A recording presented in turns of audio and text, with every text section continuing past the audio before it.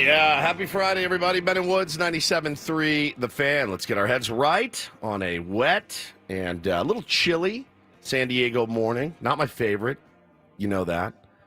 I get a little bit down in the mouth when it rains. And especially when you look at the forecast and see rain for like the next, 7 days. Slightly losing it. Just a little bit panicked. Talk about it. I'm Woodsy. That's Paul Reindl, executive producer of the program. Good morning, Paulie. Hey, how are you? Doing great. Ben Higgins, your friendly neighborhood sports anchor, joins us as well. Sorry to hear that you're down in the mouth. I'm just nervous. I'd like to see you up in the mouth. I would too. I'm just nervous. I'm nervous about the weekend. Because it's going to rain all weekend. Yeah. And I think any parent out there of young children can certainly relate to that. Now, I could absolutely go, hey, enjoy your iPads. Dad will see you on Sunday. I mean, there's parents that do that. I'm not going to judge you. I'm really not. But you can't give my children an iPad for more than they get literally about 10 minutes, or it's rabid dog syndrome when you try to take it away. Taylor loses his mind.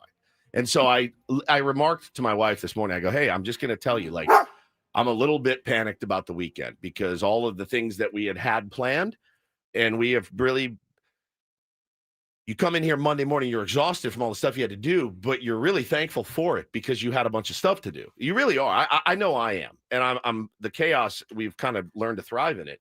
And I'm telling you, man, we had a flag football game, playoff game scheduled tonight. That's going to get banged.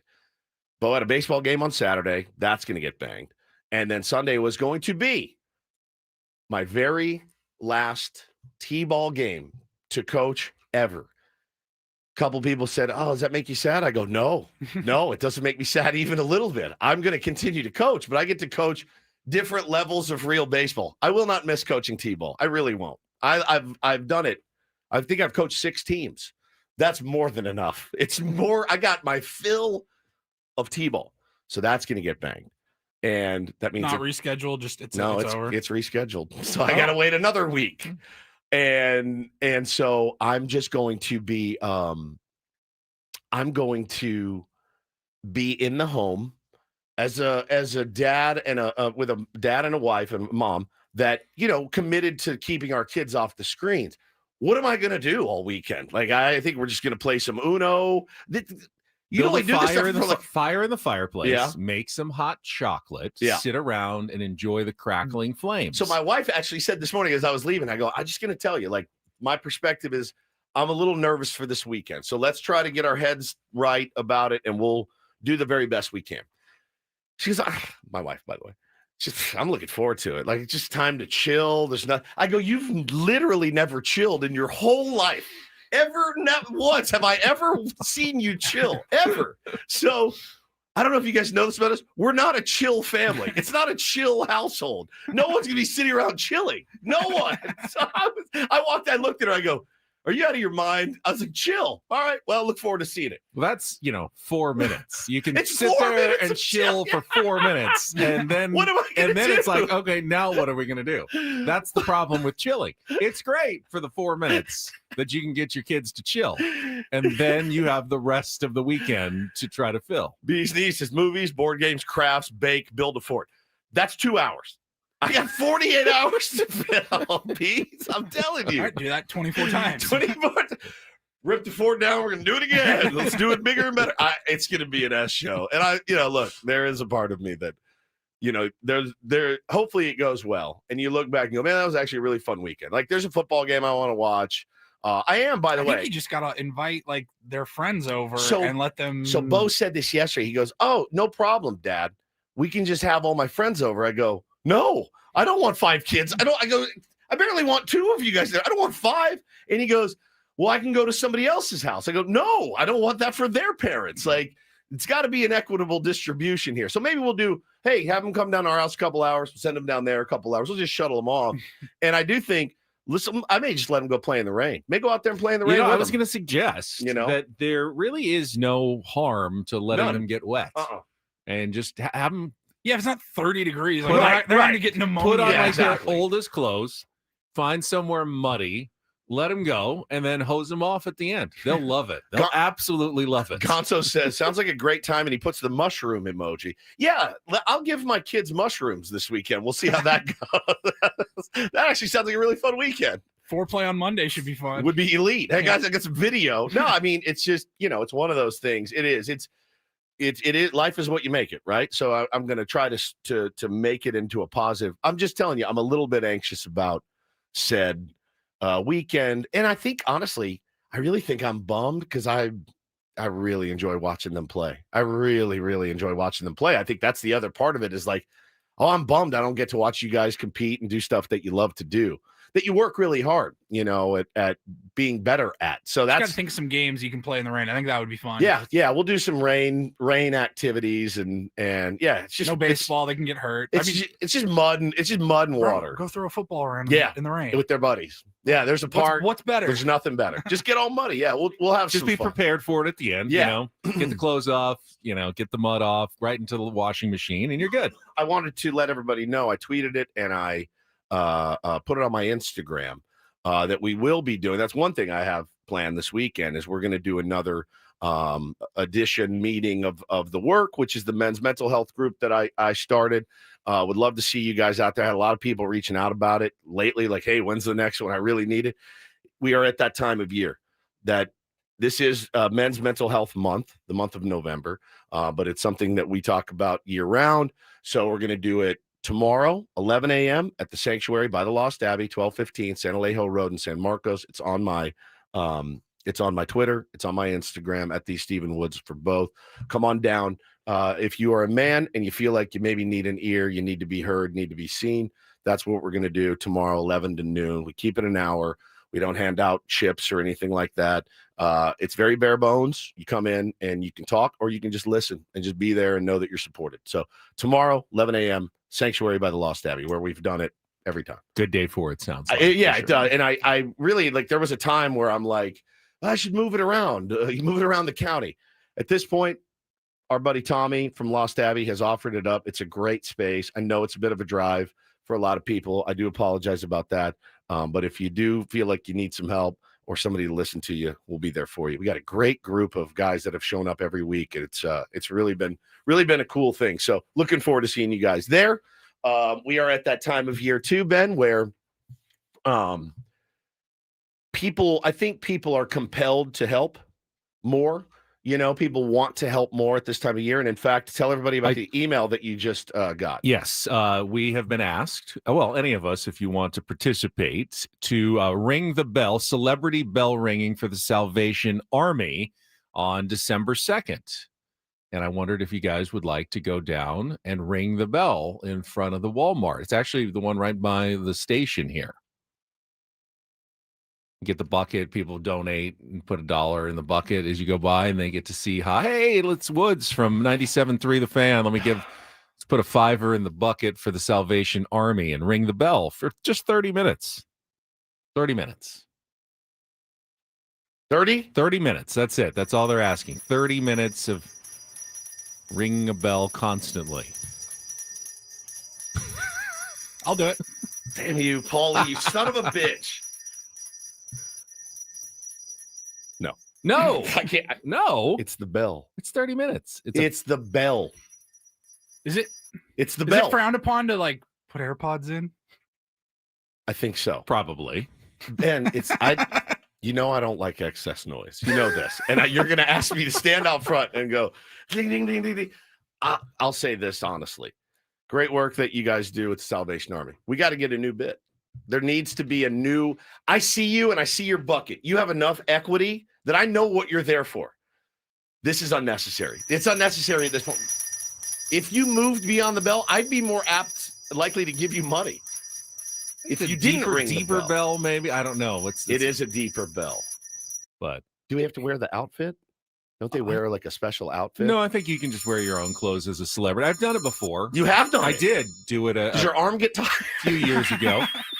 There's no one like you switch hands. There's no foreman. If you use your left hand, it feels like somebody else is shaking the bell, making sure that hey, it's the stranger. You can continuously ring the bell like a foreman. Hey, stop! Yeah, you know what? Are you taking a break there? Keep ringing that bell. What do you think we're not I'm paying you here for? on my own free will. What is this, a sweatshop? Just If you need a moment or two of non-bell ringing, they will, I think, accommodate you even over the short 30-minute period. Can I get a break? This is BS. I haven't even had a break yet. Boss, break. You don't have to ask me every time you need a bathroom break. Yeah, hear ye. All right, I kind of have to do it now. We kind of have to do it as a show, actually. I will let Please Jake, let them know. I will let Jake know that we are in. All right, what's the date? It's Tuesday, December 2nd. November, December 2nd. Okay. At what time? 11 a.m. We can go show, do a little work here, head right down the hill. All right. And the three of us will do it. Yeah. Man. Okay. All right. Let's do it. Can't believe we talked you into that. I brought it up with the confident knowledge that you would be the one who stood in our way, and then I wouldn't have to do it. I'll be honest. I had other motivations. I didn't care if we did it or not. I just knew that if I said yes, I would have to say yes. I'm like, I don't live that far away. Like, it's not that big of a. It's after the show. It's not that inconvenient. Sure, let's do it. There was a time in my career that I would have jumped at that. Jumped because of what word? Celebrity. It says in there. It does. 15 years ago, 12 years ago. And I'm like, yeah, sure. If you guys only knew the stuff that I did in this town for quote unquote exposure. Tell a girl, sorry, I can't go out. I got a celebrity event that I need to do. It's really not that big a deal. I'm working for charity, and it's celebrities only. So I could have brought you, but it's celebrities only. I can't. So I got to be there and ring this bell again for charity. The stuff that I've done in this town, the things that I've emceed. We need a celebrity and somebody to MC. Oh, I'll do it. I mean, I have literally done it all. And now I'm to the point where I'm like, I'll just pay you guys $500 if I don't have to do it. How about that? That's $500 to your charity. We've committed now. It's too late. I sent the email, so we're in. All right, so we're in. Ben and Woods ringing the celebrity bell for the Salvation Army on December 2nd at the Walmart down here in Murphy Canyon. Yeah. Okay. At least that's what I've asked for. We'll get our final assignments, I guess, when Jake gets back. I'm gonna make. It'll be in Marietta. I want to make Ben. If people aren't donating, I want you to like trail them a little bit. Hey, bud, you gonna hit us on your way out? Like, you really sell it. Like, you really. Our goal is to raise money. What's wrong? You don't like kids? I guess you hate kids in charity, bud. How are you? I see you're going in. Probably to buy a bunch of stuff you don't need. Brand new TV. Oh, wow. How nice for you. How nice for you. So, all right, fine. You talked me into it. Didn't. Maybe we'll even get some show content out of it. You shamed me into it. Paulie did. So I'll be there. I can't wait. I'm looking forward to helping out as much as I can over the break. Make some videos, turn out some viral content. We're really lacking in that department. I did a video for Channel 10 yesterday about the Padres sale. I saw it. Had some help with it. I always feel bad, and I know you do as well, that we don't do enough of the content creation online like so many people do. I follow all these. I don't even know who they are, but they're famous for being online. Most of the ones I follow are like food content creators. Right. And I always think, man, that's a pretty good gig. Are they making good money? Like, they eat a sandwich in the front seat of their car and take a video of it and post it. And they get like hundreds of thousands of views. And then they do it again and they get hundreds of thousands of views. And I go, this is what we should be doing. And then I think about it and I go, makes me sick. He has to keep doing this every day. He just keeps sitting in his car, eating a different sandwich from a different viral spot and eating and telling us how delicious this sandwich is. Yeah. Or how it's not good or it's whatever. Not good, but whatever. But then tomorrow he's got to do it all over again. Okay. It's time for another sandwich today. Like, the way I look at it is this, and I've always looked at it this way. I'm a radio host. We do a radio show. Now, I understand we're also on YouTube, and that's fine. It's great. It's been great for business. But the thought of waking up in the morning going, where can I bring people along today? I could do it. I would run out of ideas in 1 week because all of my focus has always been on this. This is what I want to be great. And that's where my focus is. If they came to us and said, we have a new mandatory you have to do one video or 5 videos a week or whatever. I'm not saying I would quit, but the quality of everything would suffer in my mind. Like, it's just, this is hard enough to come up with 4 hours every day. Then you're going to throw, hey, bring the guys along on one of your, when you cut a new spot or something. No, like people really want to see that stuff. And then you have to continue to do it. I think of Sammy. Like, Sammy's an elite content creator. He's got his bit. He's got his one bit. He's married to that bit for the 2025 season comes to an end. He's married to that bit for the rest of his life. You realize that in 20 years, and with that, the 2045 season comes. It's true. He's married to it. And so I don't know. I don't know if I could do it. He could stop, but then he'd be inundated by people who are, where is it? I've been waiting for it. I've been doing this every year since I was 11 years old. And you know, I'm now a 52-year-old man. I need my, with that, the 2062 season has come to an end. Yeah, 100%. Padres just hired another new manager, 2062. And you know, I don't know. I just think he's married to it now. I feel the same as you, like with the content creating. Yeah, you're the young one. You're the one that's supposed to be making us do this stuff. And I have plenty of ideas for you guys. I just know I don't even ask because I know you won't do them. Like, I see the TikTok trends, and you know, whether it's a new soundbite with a dance that accompanies it, that will never happen, or whatever. And I'm like, oh, this is the kind of stuff that can get you millions of views. Like, what's the latest trend? Like, there's one right now. I can't play it because it's got some cursing in it, but you know, it's all about the sounds on TikTok. They upload the sound and then it gets shared a million times when everybody creates a video. There's one right now. It starts with like, it's got 2 people. They're like standing back to back, and the camera kind of rotates around them, and it starts with 4 non-blondes. Hey, you know, what's going on? Yeah. And then as the camera's spinning, it turns into the other song, Bees in the Trap. And then what are the people doing? There's just like every video is different, but every trend is different. And that one isn't even that bad. They're not doing, it's not a whole choreographed dance per se, but I just know if I came to you guys, hey, this would be a good one for you guys to do. No, it's not going to happen. It's not going to happen. I saw a great Instagram video last night that made me, you scroll through a ton, right? You see a bunch of stuff and you go, all right, that's okay. Ha ha ha. A couple podcast clips make you laugh or whatever. This one was amazing. So these women, it said, testing my fiance to see if he is ready for children. And these women say to their fiancés, hey, babe, let's do a cute video together, a cute picture. And the guy's like, oh, sounds good. The women put milk in their mouth. They come up next to their fiance. The fiance doesn't know there's milk in their mouth, and they spit up on him like a baby does. And the guys were like, ah, like how when you have children, babies, you remember? Spit up, yeah, spit up. I've had Bo spit up into my mouth. Taylor spit up in my face, like all into your hair. My wife covered. It doesn't smell good.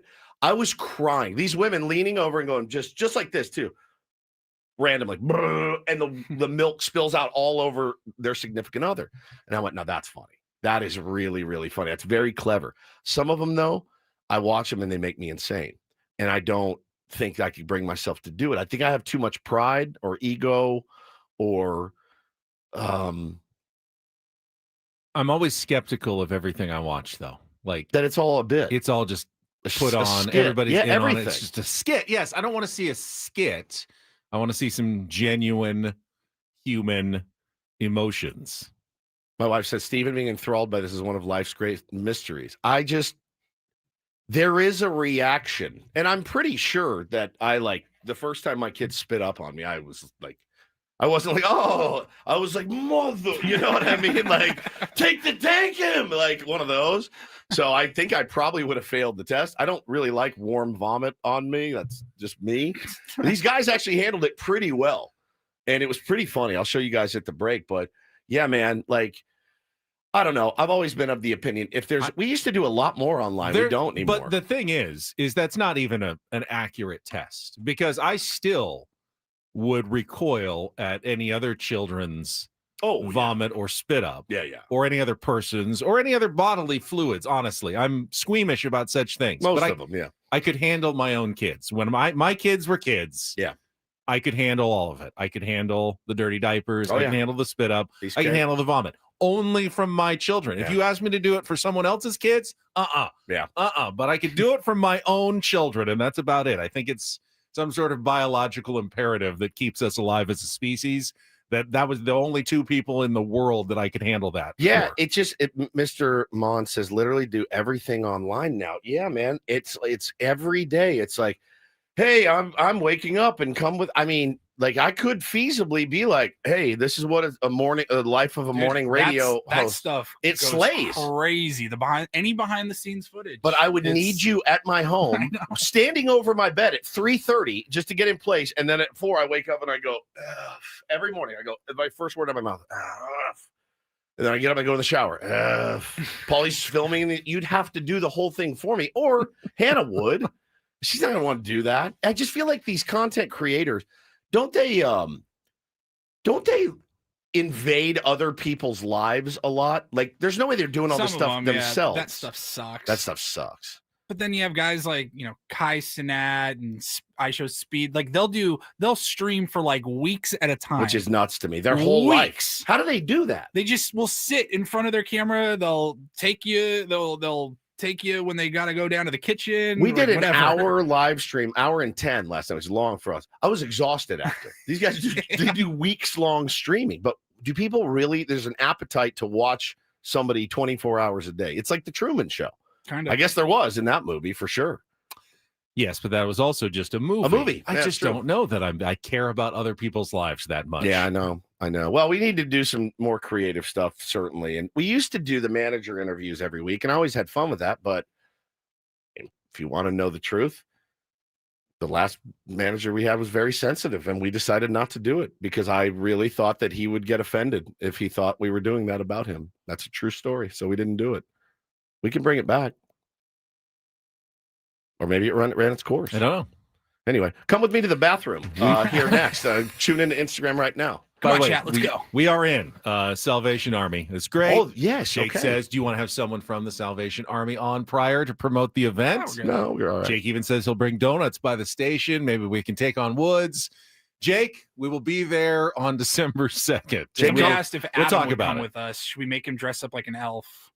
More than any. Oh, that's what we can make him do for the Christmas show for sure. Did we made him dress up like an elf yet? He's done the Grinch. I don't know that he's actually been an elf yet. Okay. Yeah, he will be now. We made him wear a 50-pound weighted vest. So we bought it for him. What was his gift? What he wanted. Does he still use that? I want to know. Does he still have it? Good question. All right, let's get into it. All right, let's get into it. We will take our first time out. When we come back, we'll set the menu for the Friday edition of Ben and Woods. We did a little more digging on, of course, the big news yesterday that broke during our show at 9 a.m. The Padres exploring strategic options for a potential sale. We'll give you the latest, what we know. We still don't know a ton, as you probably don't either, but we'll get you updated when we come back with Ben and Woods on a Friday morning, a Friday here on San Diego's #1 sports station, 97.3 The Fan. Speaking of making sure your affairs in order, the easy transition, of course, talking about the Padres sale. Very difficult sometimes to make sure that all your heirs and relatives are happy after you are gone. The best way to do it is to put it all down on a piece of paper, a legally binding document that is a will or a trust. And now you can do it easily online without going to a lawyer's office by going to trustandwill.com. Yeah, very simple to do. Also, you get that peace of mind that, if you put it off this long, I'm not going to mock you because we did the exact same thing at, 49 years old is when I did it. And I already had kids and a family. And it's just something that you need to do. So go to trustandwill.com. They keep it very simple. Trustandwill.com. Use the code radio20. When you check out, they're going to give you 20% off of your trust or will. Trustandwill.com, code radio20. So on our chat last night, our gold member stream, Mel got his trust done, Tier 1 Mel, which is great. Boy. That's your guy. If you want to have your family avoid probate court, which can be costly and long and expensive and take forever to get access to your assets, get that trust done. Otherwise, a simple will suffice. Either way, use code radio20 at checkout when you go to trustandwill.com.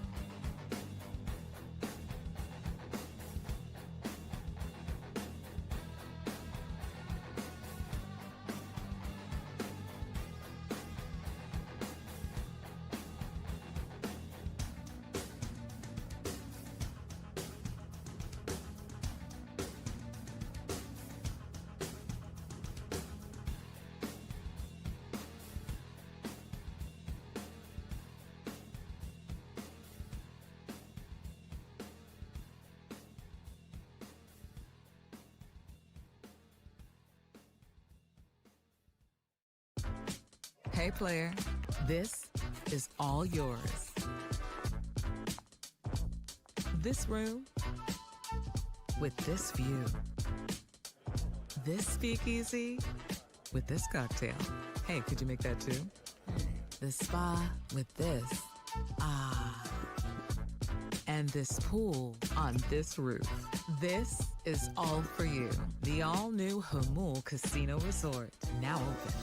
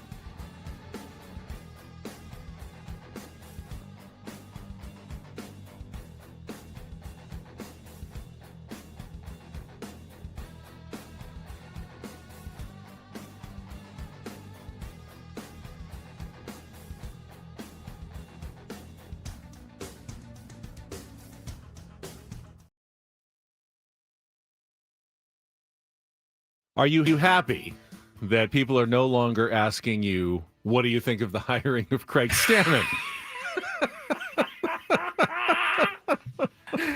We've moved on entirely to, oh man, what's going on with the? I was afraid to answer my phone. Who's going to own the Padres? I'm telling you. Did you guys see? There's a new update. This is wild. The timing. There's a new update on X for DMs. Now I get a ton of DMs from tier ones every day, and it's usually stuff about the show. It's usually, what we were talking about. They will DM me. So yesterday, we had this big breaking news at 9 a.m. If you didn't hear, I don't know where you've been, but the Seidler family is going to sell. They're exploring the avenues of selling the team, right? Something that a lot of us had already thought was going to happen as soon as Peter passed away. By the way, 2 years ago today. was the day. Yeah. It's 2 years ago today. Pretty wild. We love you. We miss you. You're the best, Peter. So yesterday we have this big breaking news. I get home. I look at my DMs. Usually there's a, 5 or 6 next to it, meaning I got 5 or 6 unread DMs. I go, 0. Do people not care anymore? Apparently there's some update that you have to do. And so I did it. I did the update. It's now called chat. And you have to put in a code. You have to enter your code. All of a sudden, I do it. I update it. I had like 65 DMs yesterday from tier 1s. I'm like, oh my God, I should have left the update. Dude, what's going on? What are we going to do? Who's going to buy the team? This is what I've heard. I mean, it went crazy. So now there's no more, it doesn't say messages, it says chat. I just looked at that, and I have to enter some sort of passcode. Put your code in right now and see how many you get. It's crazy. Well, I closed my DM. Oh, you did? That's very smart. So very I don't smart. get the same number that you do. But I had, yesterday, and it was just boom, boom, boom, boom, boom. So many people wanting to know what was going on. But yeah, I missed the days when people said, so what do you think about Craig Stammen? Because now this is a whole different ball of wax. That news cycle over. On to the next news cycle. We'll talk about it coming up here.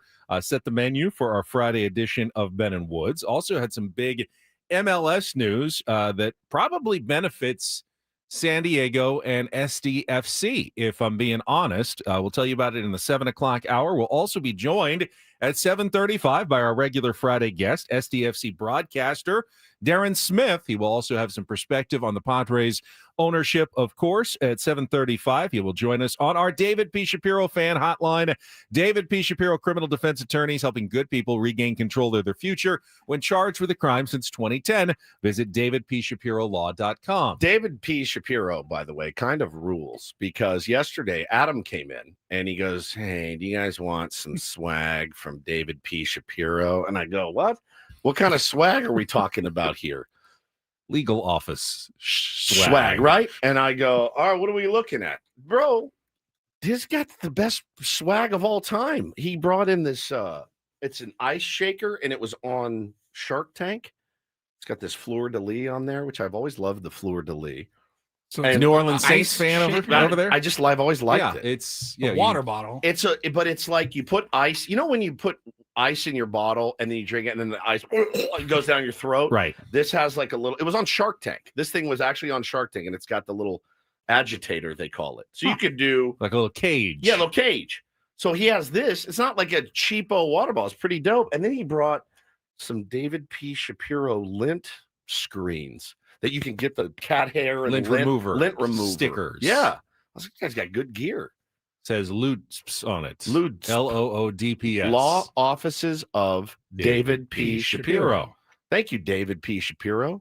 We always appreciate it. It's almost worth committing a crime to get one of these free water bottles. You know what I mean? We have a lot to catch up to after our breaking news at 9 o'clock yesterday. So the regular features are enhanced today. Not only Don't Do This, Take on Woods, the biggest fan, of course, announcement, the Reindl Report, which we never got to yesterday, but we also have an NFL threesome and a super sexy Saturday Stinkfest college football schedule, which means we have plenty of content on the way today. That's way too It's way busy too much for a Friday, 4 hours dude. on Friday. Paul, you'd missed the Reindl Report yesterday. Someone needs you to do two Reindl Reports today. That would actually, I would love that. I love. We could do an 8:30 and like a 9:30 Reindl Report today. 6 stories that you missed yesterday. But let's start with of course, more on the breaking news from yesterday. We talked to all of our people. I don't know how much more we know than we knew at 10 o'clock when we signed off yesterday, but a little bit. We'll share that with you after a check of traffic here on 97.3 The Fan. From the 855 Get Ross Traffic Center, protecting San Diego after accidents or injury, here's Kelly Danick. This traffic report is served up by Manny Sedano Ford and their Black Friday savings all month long. Yeah, after this morning's commute, a lot of people might need new cars. Yeah, we've got numerous accidents already, guys. Slick roadways. Definitely want to leave extra time for travel. Okay, northbound side of the 5 near 28th Street, there is a collision involving car and motorcycle. It's over the right shoulder. Got a solo spin out South 805 at the East 54 connector ramp. Also some defective traffic signals causing a bit of a backup. Genesee Avenue on-ramp to south on 163. Reports of a possible brush or encampment fire northbound 15 before the King Freeway over the right shoulder. And a crash on the Coronado Bridge heading over to the island near the old toll plaza does not appear to be blocking any lanes.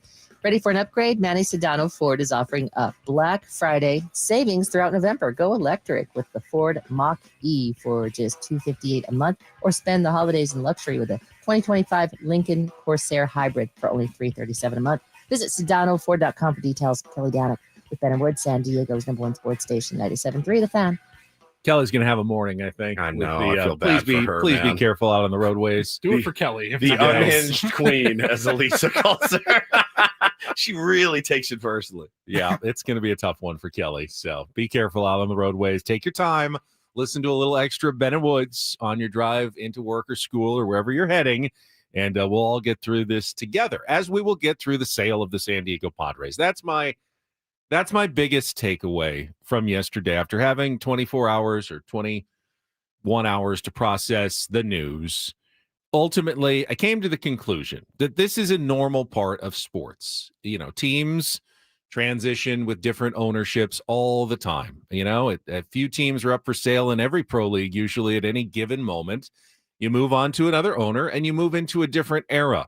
I do believe, and I want to make sure that everyone kind of takes a moment to reflect. The Peter Seidler, Ron Fowler ownership decade. It was a really good one for the San Diego Padres. No matter how it's ending, some ugliness, obviously, with the lawsuit, you know, it was a really good, probably the best ownership group the Padres have ever had. Maybe that San Diego has ever had for a sports team. It's just, they did a really good job. They're leaving the franchise in a much better place than where they acquired it in 2012. Wouldn't you agree? Like a much, much better place. Yeah, I totally agree. I moved here in 2010 and, you know, started watching Padres baseball immediately, started following along with it immediately and thinking to myself, man, there's no juice. There's just no juice. And as soon as those guys took over and AJ Preller got in, really, I mean, it wasn't always the most delicious juice, but there was juice. It was national coverage from that point on. Some good, some bad, but it was constant and it's never stopped, right? That has never stopped. And I think, you know, I said yesterday, it's never boring covering this team. And we've been covering it together 8 years together. Ben, you've been covering them a lot longer. But us as a show, as a unit, we've been through some stuff. And I said yesterday, it's never boring. And somebody said, it's not boring. It is tiresome. And I go, you know what? You're absolutely right. It's tiresome right now. And this is just another hurdle that we as fans have to get through. And yeah, after I thought about it a lot yesterday, I talked to my wife about it. I made probably 5 or 6 calls to people that Darren Smith being one of them. We had a nice conversation about this whole scene. It boils down to this for me. Peter's gone 2 years today. That was this was his legacy. It was his legacy, and his wishes were his wishes. If you are not in 100%, great, sell the team. That's how I feel. And that's how I feel about friendships. That's how I feel about marriage. That's how I feel about work. That's how I feel about everything. If you're not in 100%, there's no reason to do this. Honestly. And if you're not committed to being the best owner that you can be or the best ownership group that you can be, sell it. Sell it. I'm absolutely okay with it. And the parties involved will all make a good chunk of change. They will all have wealth beyond my wildest dreams, our wildest dreams. And I just definitely think that if you can't do it or you don't want to do it and you don't have a burning desire to do it, you shouldn't do it. I would say keep in mind as well that even though John Seidler wasn't Peter Seidler, yeah, and he cannot be expected to have the same passions of his brother. Sure. I thought I did see some criticism yesterday, and I think some criticism is warranted. I also thought some of the criticism I saw wasn't, and that's okay. You know, again, people are emotional about this team, and I love that. That's great. I mean, that's great. But in the 2 years since Peter has been gone, the team was extremely competitive to the point in 2024 that everyone said, including the Dodgers, Padres were the best team. They didn't get it done, but I don't think that was the fault of ownership that they didn't score in the last 2 games of the season. No, that's all And the then- players. And then they invested enough that they went over the luxury tax this year, got back to the playoffs, won 90 more games, and got to a game 3 in the wild card series that didn't go their way. I don't necessarily think ownership, even if they weren't all in like Peter was, did anything wrong these last couple of years. They were certainly within their rights. They wanted to massively cut payroll to try to, squeeze as many dollars as they could out of the team before they sold it. They did not do that, and I will give them some credit for that. Were they Peter Seidler? Did they have that love?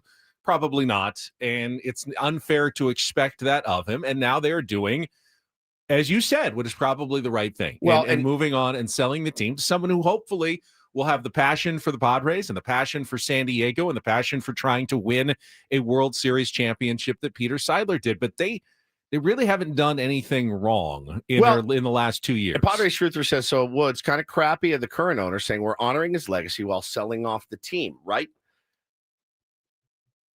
Peter's legacy, in my opinion, was Peter's legacy. It's not John's legacy. Now they have instituted that phrase quite a bit over the last few years. They have the last 2 years. They've said this is Peter's vision and everything else.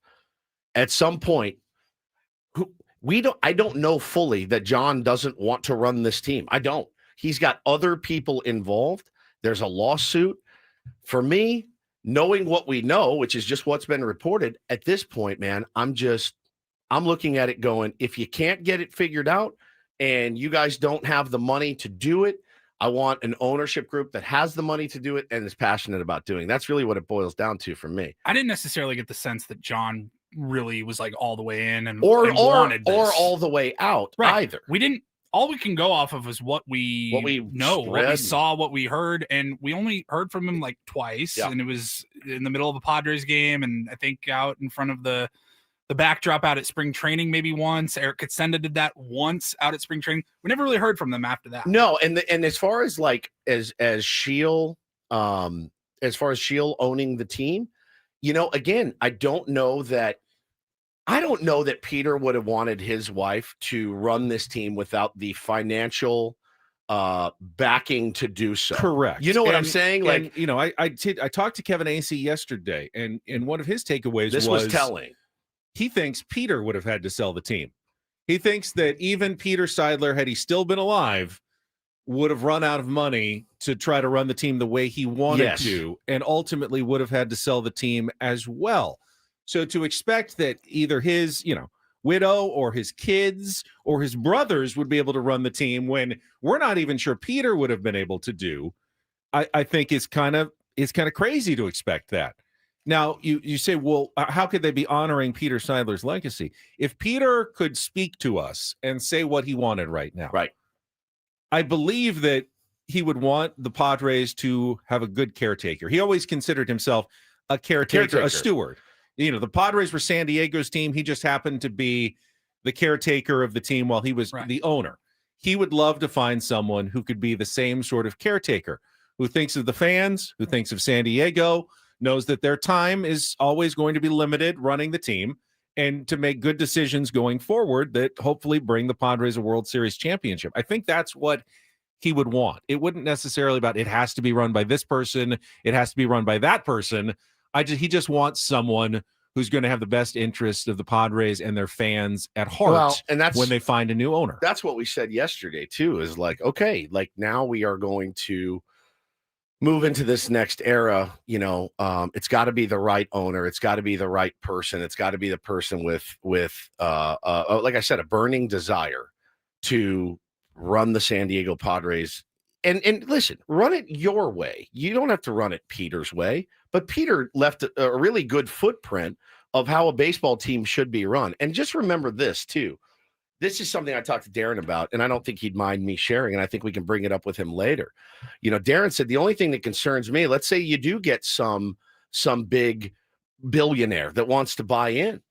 The concern he had, and I didn't really think about this, is that you have to be approved by the other owners, right? Mm-hmm. And remember, Peter Seidler was a maverick in the game of baseball. He wanted to do things, and the league would step in. Other owners would get upset by it and say, no, man, you're making, Dick Manfart got so mad. Like, you're making us look bad, bro. Be a middle of the road owner because you're a middle of the road market.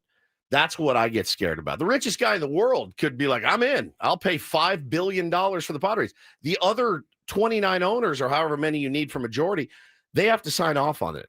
And if it makes them look bad, they may not. So that's a valid concern. But it's always good to have another deep-pocketed guy, as part of your league. It helps drive up the value of your franchises. If the value of the Padres has been driven up, and I certainly believe it has. I know I talked to Kevin, and he had originally written maybe 1.8 billion.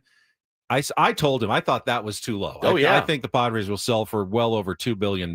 Sure. And he said, I actually have already changed my story after talking to some more people based on their revenues and based on other sales. If the Tampa Bay Rays, with a stadium that has been destroyed by a hurricane, no payroll, and no fans, sells for $1.7 billion, then the Padres, with the sold-out 71 sellouts at a beautiful downtown stadium and a passionate fan base, for $1 million more, gotta go for at least $1 billion more than that. Right. There's no way they're getting $100 million more than the Rays got. Right. They're getting over $2 billion and probably closer to $3 billion. I firmly believe that. I told Kevin that, and he goes, "No, you're right. In fact, I've already made the changes based on talking to other people that this team is going to sell for $2.5 to $3 billion probably," and I totally believe that. And I do think it boils down to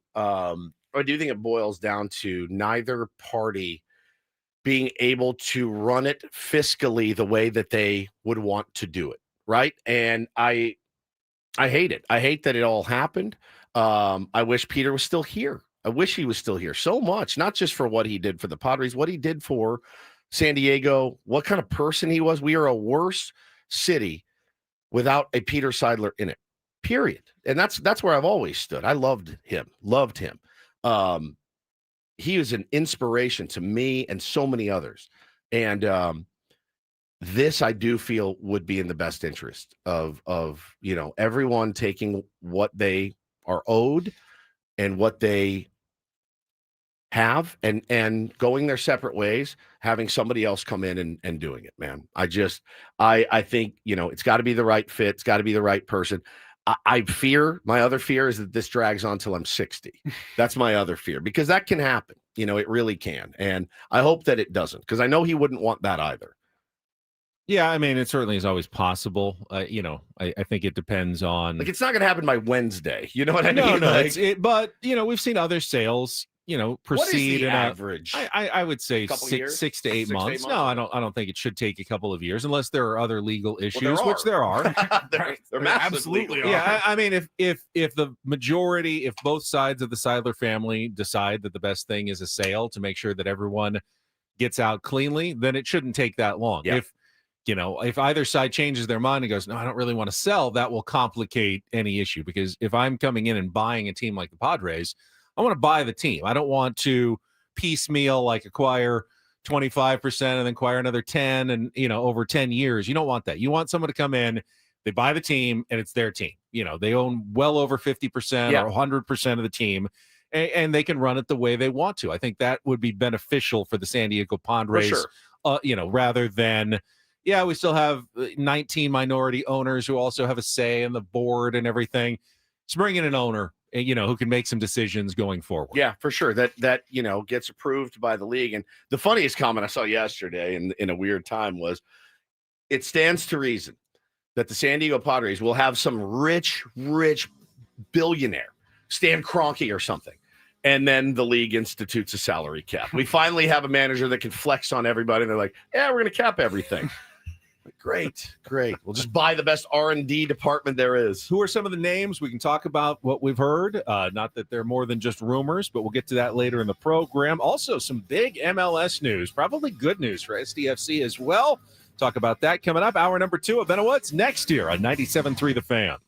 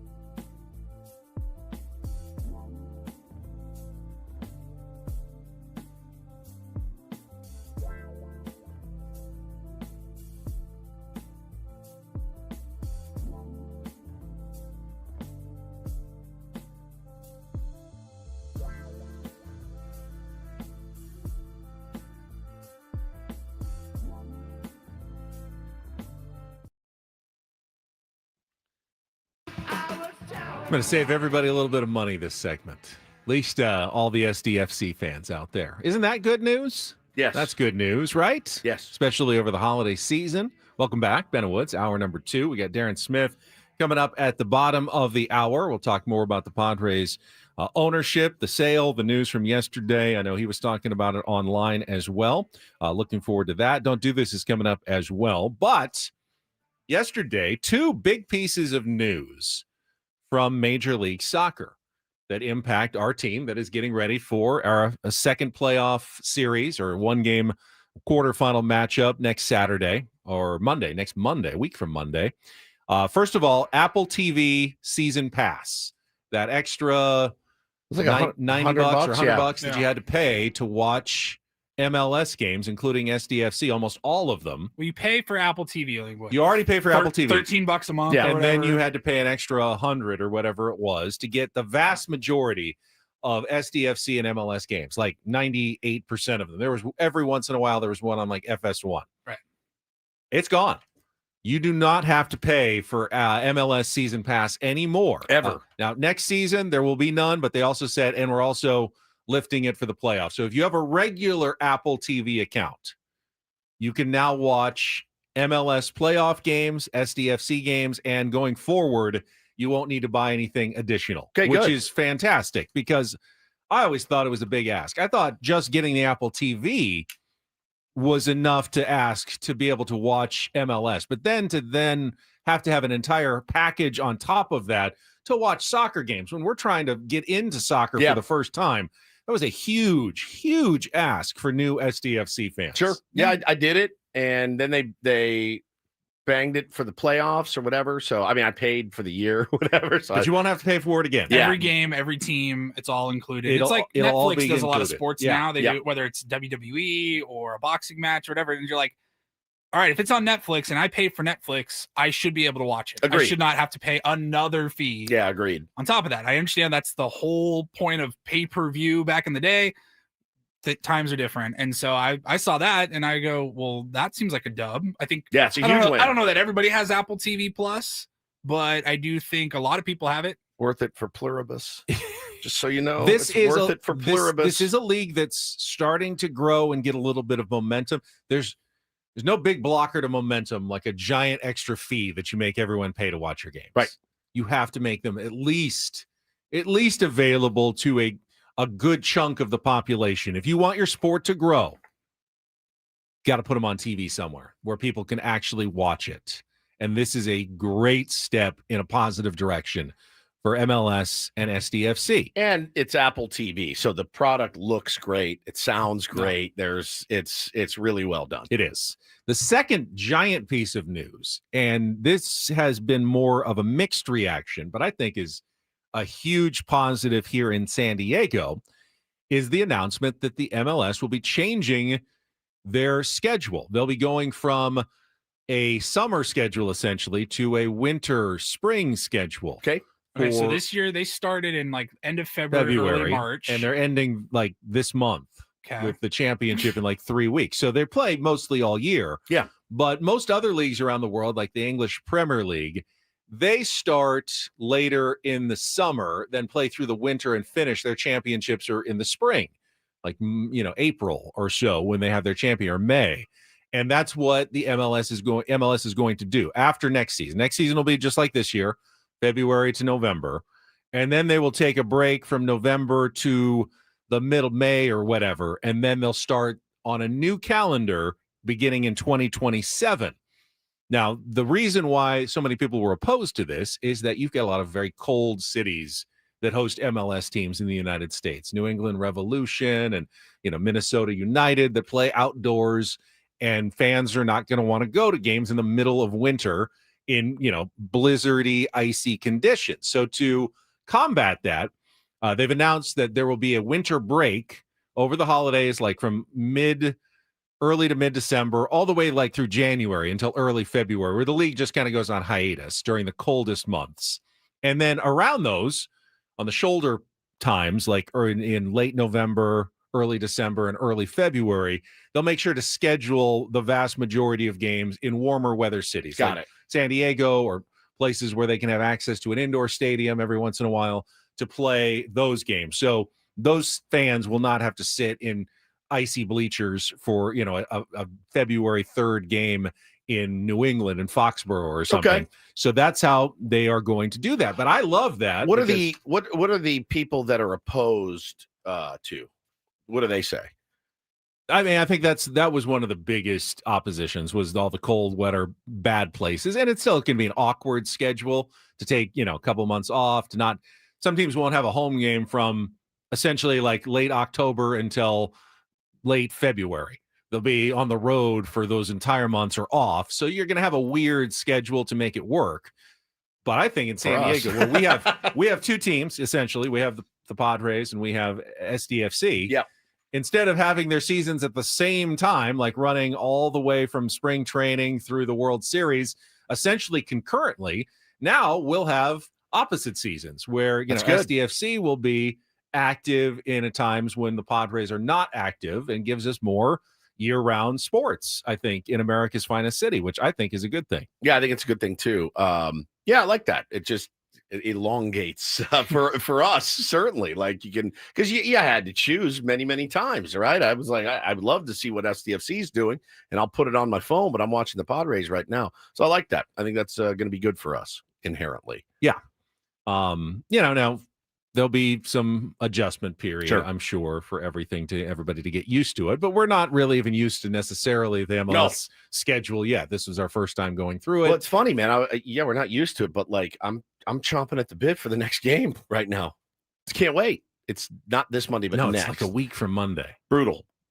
But there's an international break. Anders is playing for Denmark. You don't want to play a big game in the playoffs without your star player. Yeah, so you need to take that international window off so you can get everybody back for the game against Minnesota on Monday, the 24th, I think it is. A good question here, B. Wilson. I don't know the answer. How does MLS work next year when the World Cup falls during the season? They take a whole month off for the World Cup? That is a good question. I know, like, when they had the Women's World Cup, they continued to play, like, cup games. Yeah. Like, they didn't count in the standings, but, some of the subs. Well, that's D. Smith. D. Smith will know. Yeah, Darren will probably know. I'm sure they will have.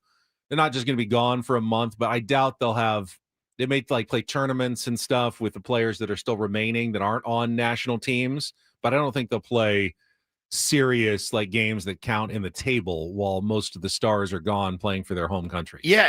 And we still don't know what baseball is going to look like this year, right? As far as the WBC and what spring training is going to look like, that schedule has not really been released yet. And we have the Padres spring training schedule. It starts on February 20th. Right.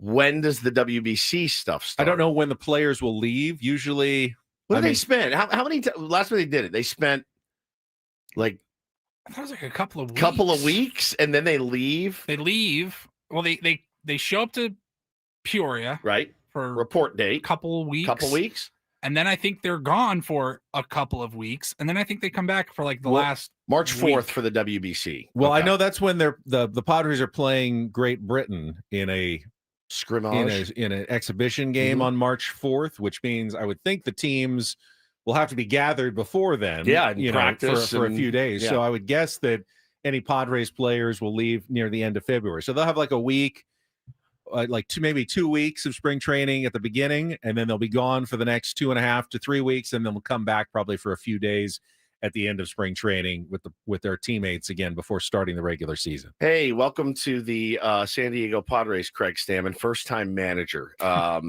It's a lot on your plate. You're also going to need to navigate the WBC here. And for all those first-time managers that are in the big leagues right now, they're all going to have to navigate this wonky schedule and, accommodating all of the players that want to go play in the WBC for their country. So another plate to spin for a new skipper. So the World Baseball Classic schedule. So the last game will take place. See if I can find the 17th is the championship at Lone Depot Park in Miami. Okay. Which that's the very latest then that your players would be and then missing days, players. like 10, 11 days later. And obviously teams that are eliminated before that, if you're eliminated, you're done. You go back. Semifinals or quarterfinals, you're gone. You go back to your team. But the last two teams keep playing until March 17th at Lone Depot Park, and then you'll at least have another 10 days almost before the season starts to finish spring training with your own clubs. Right on. Interesting. There's your MLS update. And a little WBC update at the same time as well. Okay. Thank you. You're welcome. You got no more thoughts on that? Not really. Minute or two of thoughts? We'll look forward to that. Look forward to that in 2027. It's a ways off. It is. But the WBC and spring training and all that is literally right around the corner. Pretty close. It's right around the corner. It will be here before you know it. Will everyone feel... I said this yesterday when we were talking. I said, this is when things like this happen to your team, and it's tumultuous and it's a lot of unsuredness and all that. Like, are you nervous at all for next year? Like, do you think how much is this ownership, the sale, gonna hang be a cloud over over the season? Not much. Can AJ Preller still do his job this offseason? Yeah, that's going to be the most interesting question. And Ray, who I love, Ray in the chat said, I don't think he was saying it to us. Like, I don't think he thinks we're gaslighting him, because I'm not in here going, it's going to be great, guys. It's going to be great. It's going to be great. Like, it could potentially be great long term.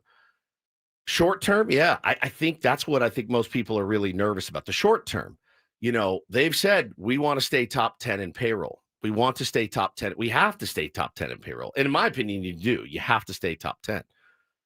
Can they do that? Will they do that? Will he be allowed to do that? What is he going to be at? You have holes that you have to fill on this team, period. You just have to do it.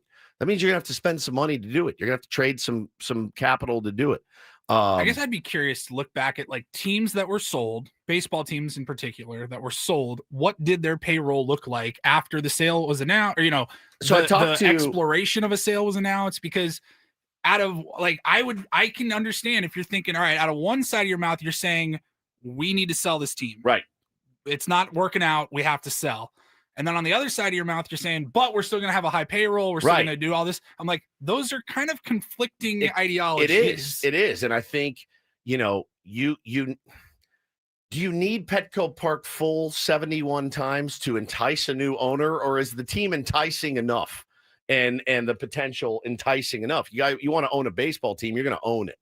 And other teams, Ben, they pared down payroll, like the Orioles and teams like that have sold recently. They pared payroll down to sell the team. That's what I fear is going to happen. There's only one way the Padres can shave payroll in any significant way.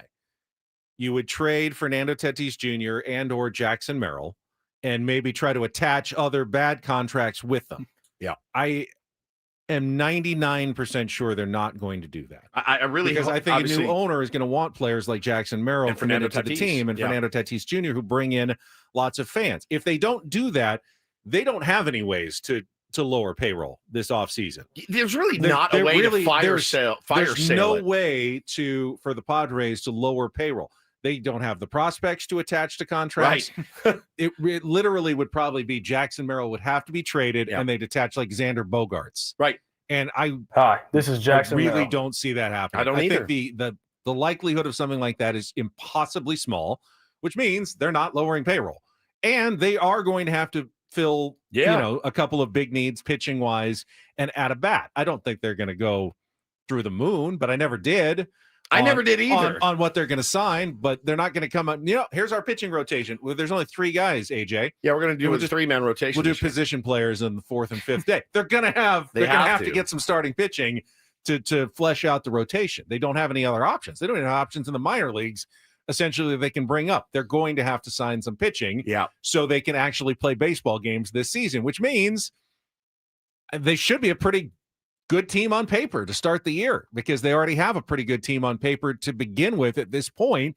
That's all locked up for 2026. And there's nothing they can really do about it. Yeah, and beyond. Yeah, you could trade like Ramon Laureano. Teams would love having him on a 1-year rental. I saw yesterday you're saving $6 million. That's not going to affect a sale. I saw yesterday Nick Pivetta, whose salary escalates a little bit, like trade Nick Pivetta. Like, you need a starting pitch. You can't sell that to the fan base. And that's the thing that I wonder about. What it's going to look like on opening day, certainly. And they're going to be judged harshly in these next couple months. Again, like spring training starts in 10 10 weeks, 8 weeks, whatever it is. Like, it's not that far away. So the free agency period is here. They do need to upgrade the roster. Will AJ Preller be allowed to do it? That's what I think Padres fans are nervous about, and that's what they're looking He'll at. have no choice. Again, you have to put a team on the field. Yeah, you're required to put a team on the field, and they will. And it'll be a pretty good team, I think. Yeah. Because I don't see any other pathway. Their most tradable players are all their least expensive ones. I mean, Fernando's not cheap, but he's also like a cornerstone of your franchise. Right. Good luck. He'd be the one. And they've already come out and said they are not trading Fernando Tatis Jr. There has been quotes like from the UT story 2 days ago, not even talking about it. And it's, again, don't think that someone just went to AJ and told him yesterday, oh, by the way, we're selling the team. They've known this probably for weeks, if not months, that this was going to happen. Yeah, Marco wants to know, is AJ getting his extension? I'm not sure. I am not sure. All the reports say that he still probably is. Does anything change with this news now from this week? I don't think so, because, again, they knew about it 3 months ago when they were talking about, working on an extension with AJ. Just because the news is out publicly probably changes nothing internally, which they have known about this, I guarantee, for at least some period of time. Not a shock.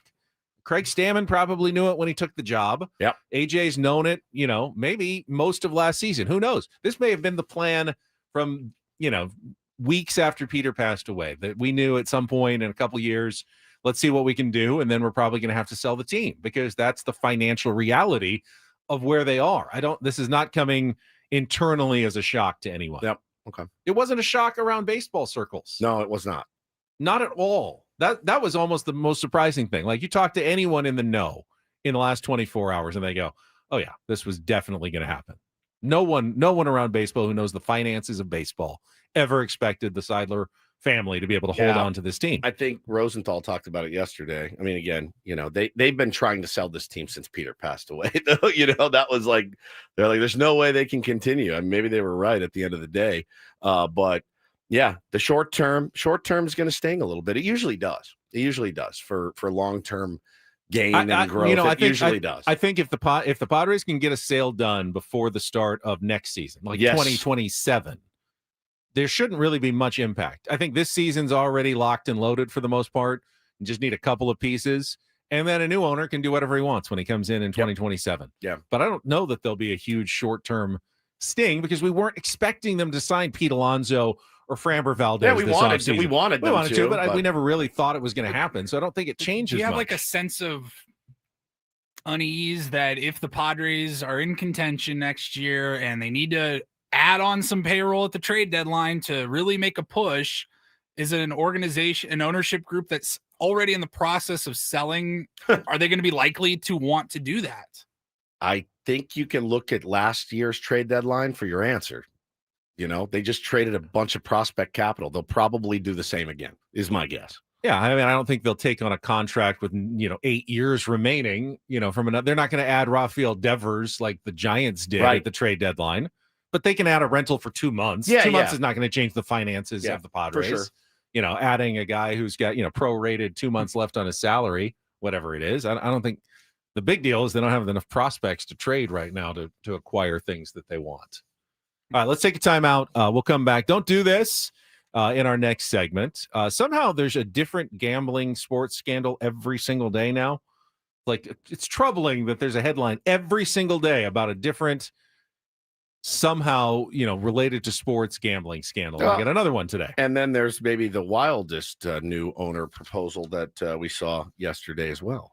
It's all coming We up. haven't gotten to the names that we might be interested in entertaining. Yeah, we'll get to that as well. One I don't want to entertain. Coming up next on San Diego's #1 sports station, 97.3 The Fan. Quickly, gang, let me tell you about QC Kinetics, all the great work that they are doing over there for people like us, right? Like, we're not pro athletes, but we all have interests and things we love to do. If you want to stay active, this is obviously the city that you want to do it in. And when you're hurt in San Diego, I submit it's worse than being hurt anywhere else, because the weather is usually really beautiful and you want to be out playing golf or surfing or hiking. And when you can't do it, it really bums you out. It certainly did for me when I had severe pain in both of my wrists, went to QC Kinetics, did 5-6 rounds of treatment, and my wrists are stronger than they've ever been. I've never lifted heavier weights in my entire life, even in my 20s and 30s.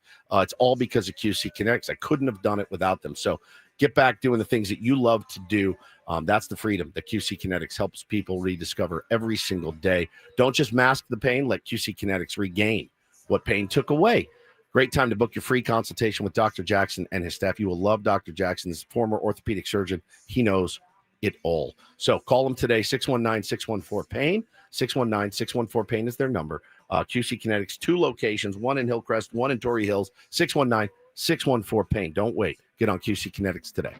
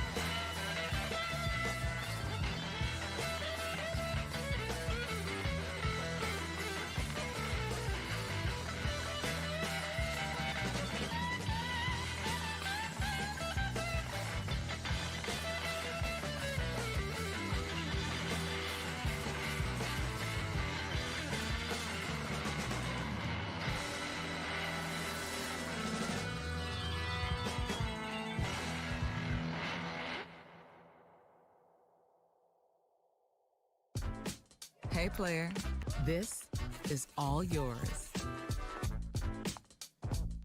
This room with this view.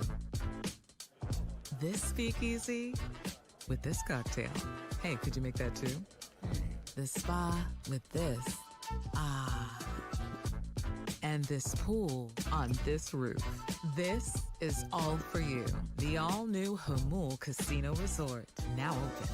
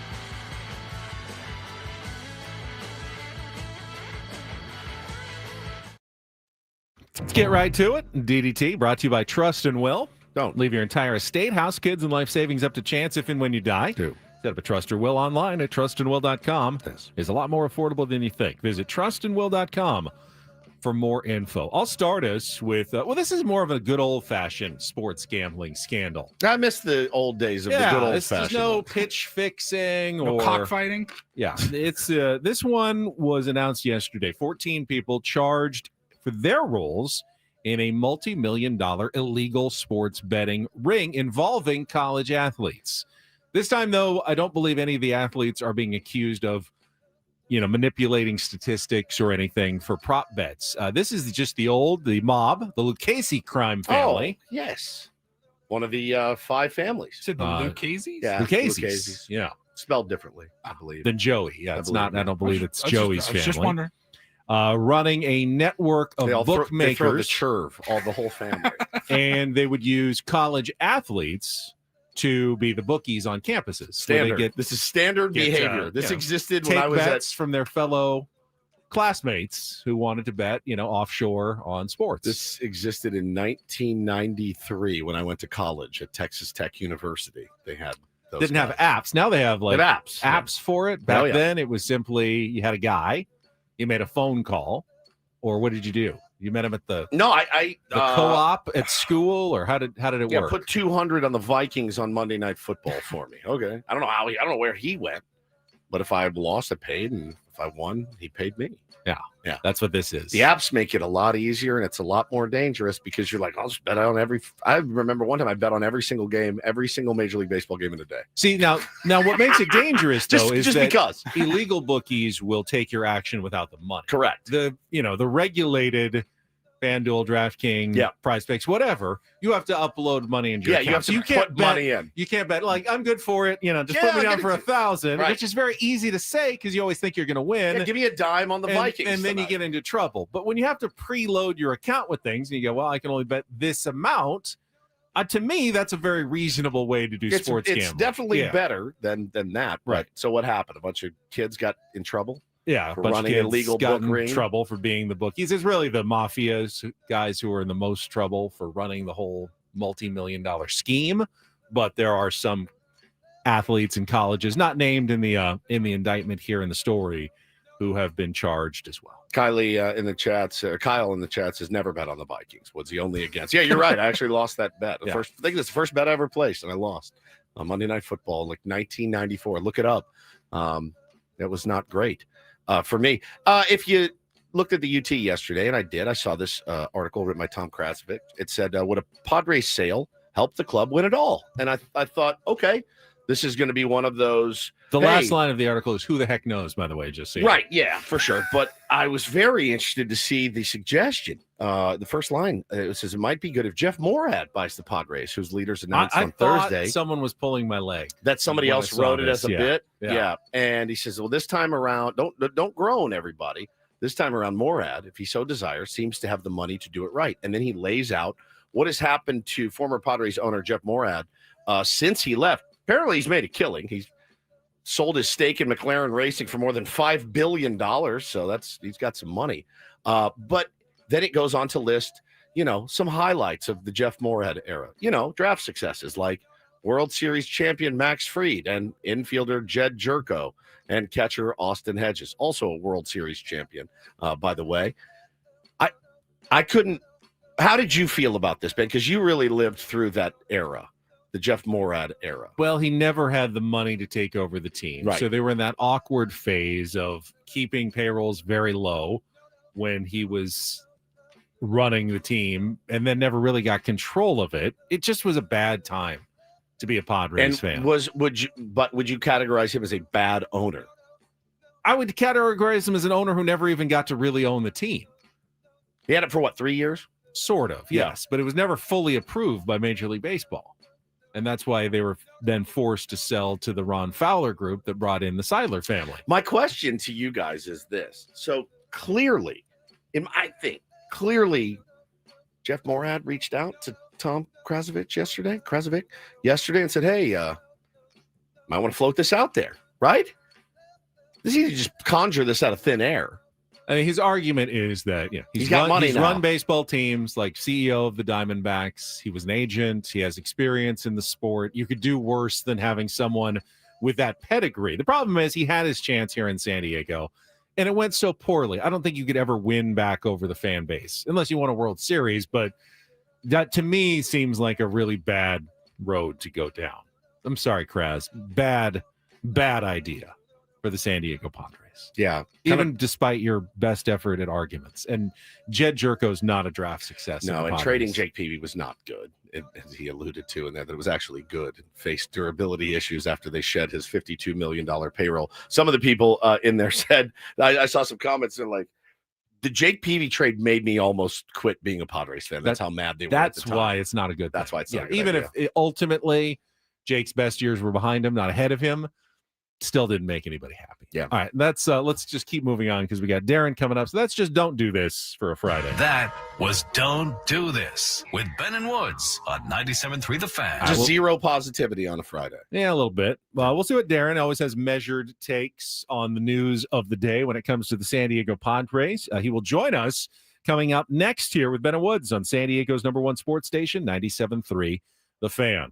Heading into the holidays, though, this is actually a terrific time to sign up for SDFatLoss.com. I know you're thinking, well, what about all the holiday parties and treats and goodies?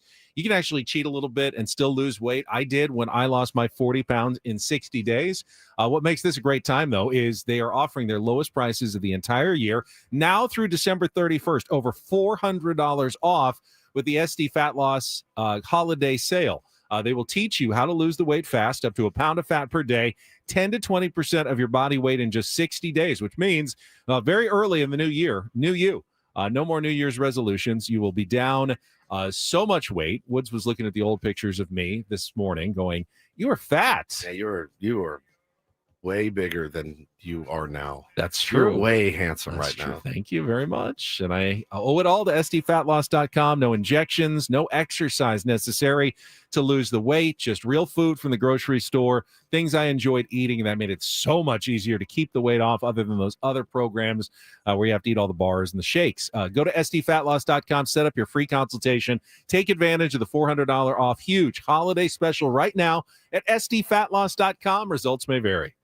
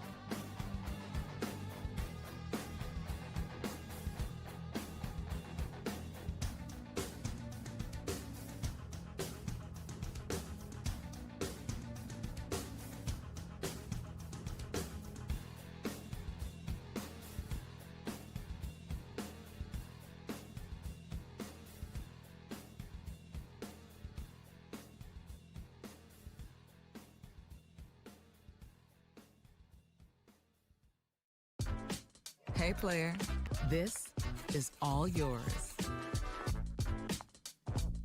This room with this view. This speakeasy with this cocktail. Hey, could you make that too? The spa with this. Ah. And this pool on this roof. This is all for you. The all-new Hamul Casino Resort, now open.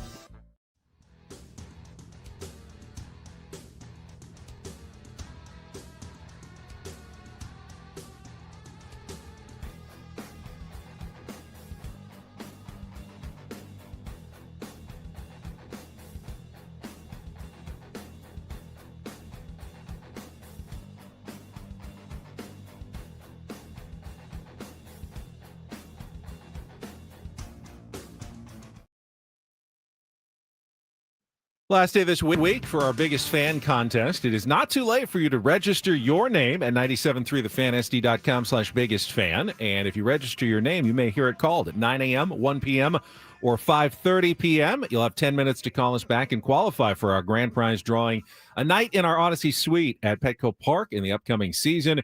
20 tickets for you and your friends to watch a game with the entire fan staff. We'll have our name coming up 9 o'clock this morning, but we got Darren Smith standing by. We'll talk Padres ownership, a little MLS playoffs, and more coming up next here after traffic on 97.3 The Fan. From the 855 Get Ross Traffic Center, protecting San Diego after accidents or injury, here's Kelly Danick. Traffic is brought to you by the San Diego District Attorney's Office. Looks like North County getting a little break from the rain, guys, but don't get too comfortable up there because, more rain is on its way. For the most part, folks are doing a pretty good job of navigating our slick roadways. Very few incidents or accidents to report this time around. Got one on westbound King Freeway just before the 5, couple vehicles over to the right shoulder. We got a stall vehicle reported on southbound 15 before the King Freeway, not showing if lanes are blocked. Southbound side of the 5 right at the East 8 connector ramp, we have reports of a possible brush or encampment fire, some smoke visible from the right shoulder. Workers' comp fraud costs us all. Fake claims and premium scams drain $34 billion a year. That means nearly $1,000 more per worker and higher prices for everyone. Workers' comp fraud hurts us all. See it, report it, stop it. Learn more at SanDiegoDA.com. I'm Kelly Danick with Ben & Woods, San Diego's #1 sports station, 97.3 The Fan. And joining us right now on our David P. Shapiro fan hotline, our friend and SDFC broadcaster Darren Smith. Fairly quiet week for SDFC, international break. A week from Monday, we'll have their next playoff matchup against Minnesota United. But I did want to get your reaction to the news we discussed earlier, which was the MLS changing its schedule coming up in 2027 and getting rid of the MLS season pass so people can watch the games just with an Apple TV subscription going forward. Yes. Good morning. Good morning. I think that the idea of switching to the calendar is a good idea. Obviously, there's going to be a little bit of apprehension in cities where they have winter, like real winter, snow and wind and, sub-zero temperatures and such. Like I understand if you're in Minnesota or if you're in Toronto, you might be thinking, wait a second now, this is going to get a little dodgy. But overall, I do think it's better for the league as a whole to be aligned with the rest of the European leagues. It's going to make transferring players in and out a lot easier. As far as it goes, hey, anytime you can make it more accessible for people to watch and, in theory, actually listen to a broadcast, right? Since you do have the option on the MLS season pass to listen to the hometown radio broadcast, I think that's a good thing. I didn't have a ton to complain about the Apple season pass. I thought it was good value for $80, but I'm sure there's a lot of people out there who aren't inclined to spend $80 on the product. So make it more accessible, switch the calendar. People have been talking about this for years. And, I do think that these are things that will help the league grow a little bit. So all in all, I think a pretty positive couple of days for Major League Soccer. Yeah, and if you continue in your current role, it changes your life a little bit. How do you see it working for you? Yeah, it's interesting. I don't really see it as something that's going to, have a negative impact. I don't have any conflict, right? Yeah. Like there are other people that I work with that have conflict because they broadcast other sports, but this wouldn't serve as any sort of real conflict because outside of Ben and Woods and Section 1904, I don't really do a lot. So, this doesn't have any major impact on me. I do think it would be really interesting. I think when you think about, let's think about the landscape of San Diego sports, right? So obviously the Padres are the number one thing to discuss. They're the top dog in the market. And so, you get that pretty much February spring training, long on-ramp into the summer, hopefully into the fall. And then, you sort of had the overlap at the end of the summer into the, before baseball really gets going now is when MLS is going to ramp up at the most important time of its season. So, I think selfishly from the standpoint of what does this mean for us as people who broadcast and are sportscasters and sports personalities in the San Diego market, like, I don't see the downside here, right? For sure. Not having, and I don't know that like our January and February sports calendars or shows are going to be filled with, talking Major League Soccer, but, it is there. Like, it is there and it is a good thing. So, I think it maybe balances things out a little bit. There's a lot of times where we're doing these broadcasts on Saturday night and, the Padres are playing a couple of miles away and, we're doing really well. We have 28 there, 30,000 people in the crowd. So people are into it, but it would be nice sometimes to be on the call and know that people aren't split screening, that people aren't paying attention because it's Padres and Dodgers. And maybe this can help spread things out a little bit, which I think would be good for everybody involved. Nice job on the play-by-play filling in last Sunday. I heard some of it as well. Darren had to step in from the analyst role to the play-by-play job. I can't imagine that was easy. I would have quit. Yeah, it's not. I'm glad that Adrian Garcia Marquez will be back. It's I was you realize it's so funny because it's not something I've really done a lot. And the first couple of times I did it, I just focused on the wrong thing. Like I focused on making sure that I was getting a lot of the details right. And what you realize about play-by-play is it's like you just get the big moments right. Like they're not putting out their social media clips this week. They're not doing that on the time where I correctly identified, 4 consecutive passes on the far side of the field, right? they're just like focusing on goals and saves. So, you have to get the big moments right. And, that was the challenge. But I think it also helped that we're seeing Portland for the 4th consecutive match. Yeah. So, the amount of prep work was a little bit different than, let's say, if it was, some other team that we hadn't seen in a couple of months. So, that was definitely helpful, but it is fun. I mean, it is fun when you get the opportunity to kind of lose control of yourself a little bit and just, be completely consumed by the moment. So it was fun. I appreciated the opportunity, but I'm happy AGM will be back next Monday. Talking to Darren Smith, I appreciated the call yesterday. You and I talked for about 15, 20 minutes about the impending sale for the San Diego Padres. We were very much aligned, I think, and I thought you raised a really good idea that you had, and you talked about Section 1904. But the other one you had, as soon as I tuned in, you said something about the devil and the devil you don't know, and how in this case maybe the devil you don't know could eventually end up being better for the San Diego Padres. Yeah, and usually the phrase is the other way around, right? Sometimes the devil you know is better than the devil you don't. But I just think we kind of know what the situation is. Yeah. And, the situation, I mean, sure, they've produced a lot of wins over the last couple of years, but does anybody feel really confident about where this is heading in the future? I don't think so.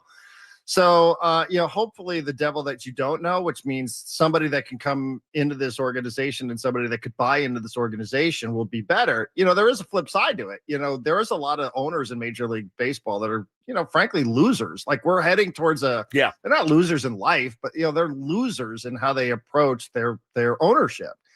And I am worried that, we're going to get stuck with one of those.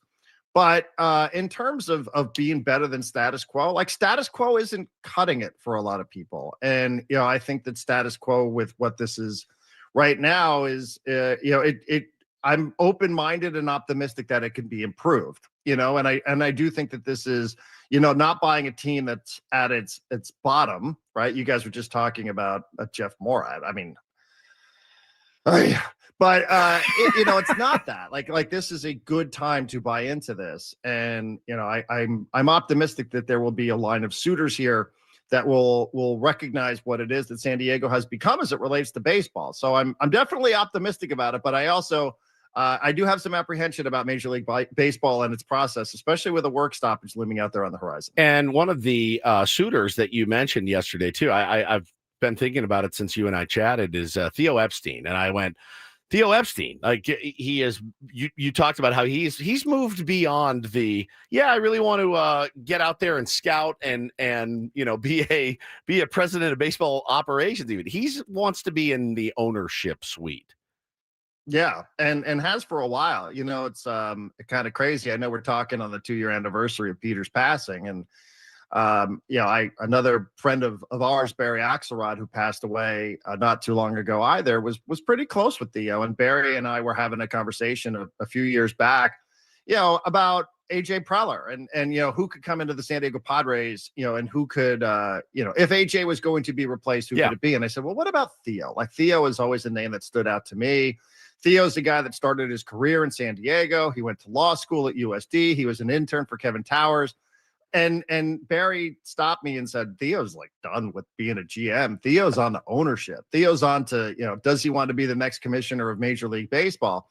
And, Theo got into private equity, like a lot of these really, really smart guys, and worked with a company called Arctos. And I know just recently he became involved with Fenway Sports Group. So it's a small share. I think it's, less than 4 or 5%. But, that's Fenway Sports Group. It's the Boston Red Sox. It's Liverpool Football Club. But, I mean, is there a better person that really would immediately have credibility and earn trust with the fans than Theo Epstein, who many of us have wanted as a general manager or president of baseball operations for a long time, even if we're Preller fans? You want to say Preller, okay, I'm a Preller guy, but if you give me Theo, I'm like, sorry about it. Yeah. And that Theo's in ownership now, and I think baseball is obviously they respect Theo. They've trusted him with some of the rules changes, and they had him on these advisory panels and such. I just think it would be such a great story. Last I checked, he owned a house in San Diego still. Like, I don't know. It's pie in the sky. It's wishful thinking. It'll probably be some other venture capitalist that comes in here that we've never, ever heard of. But while we're all just tossing names out and picking names out of the clouds, like, why not? Theo is involved in baseball ownership, and this is where it started for him. And what a great story it would be if he came back to San Diego, the place where Kevin Towers once upon a time hired him. He was so close with KT, and he became involved on that level. Like, I don't know. It's probably too good to be true, but man, if you were to give me a wish today, just kind of flying blind, that would be the name. He actually started wasn't he like a PR intern before he even got hired by Kevin Towers for the Padres? Imagine that. He was going to law school here, and going from intern to owner. Here's the jug's gun. Go chart some pitches. Can you text him? I mean, you have his number. Just shoot him a text and say. A name that I keep seeing pop up is Mohamed Mansour, and I don't think that's a good idea. As much as I liked him when I met him, think he's obviously very, very rich, and he now has connections to San Diego. But what I felt about Mohamed Mansour, the owner of SDFC, he's passionate about soccer.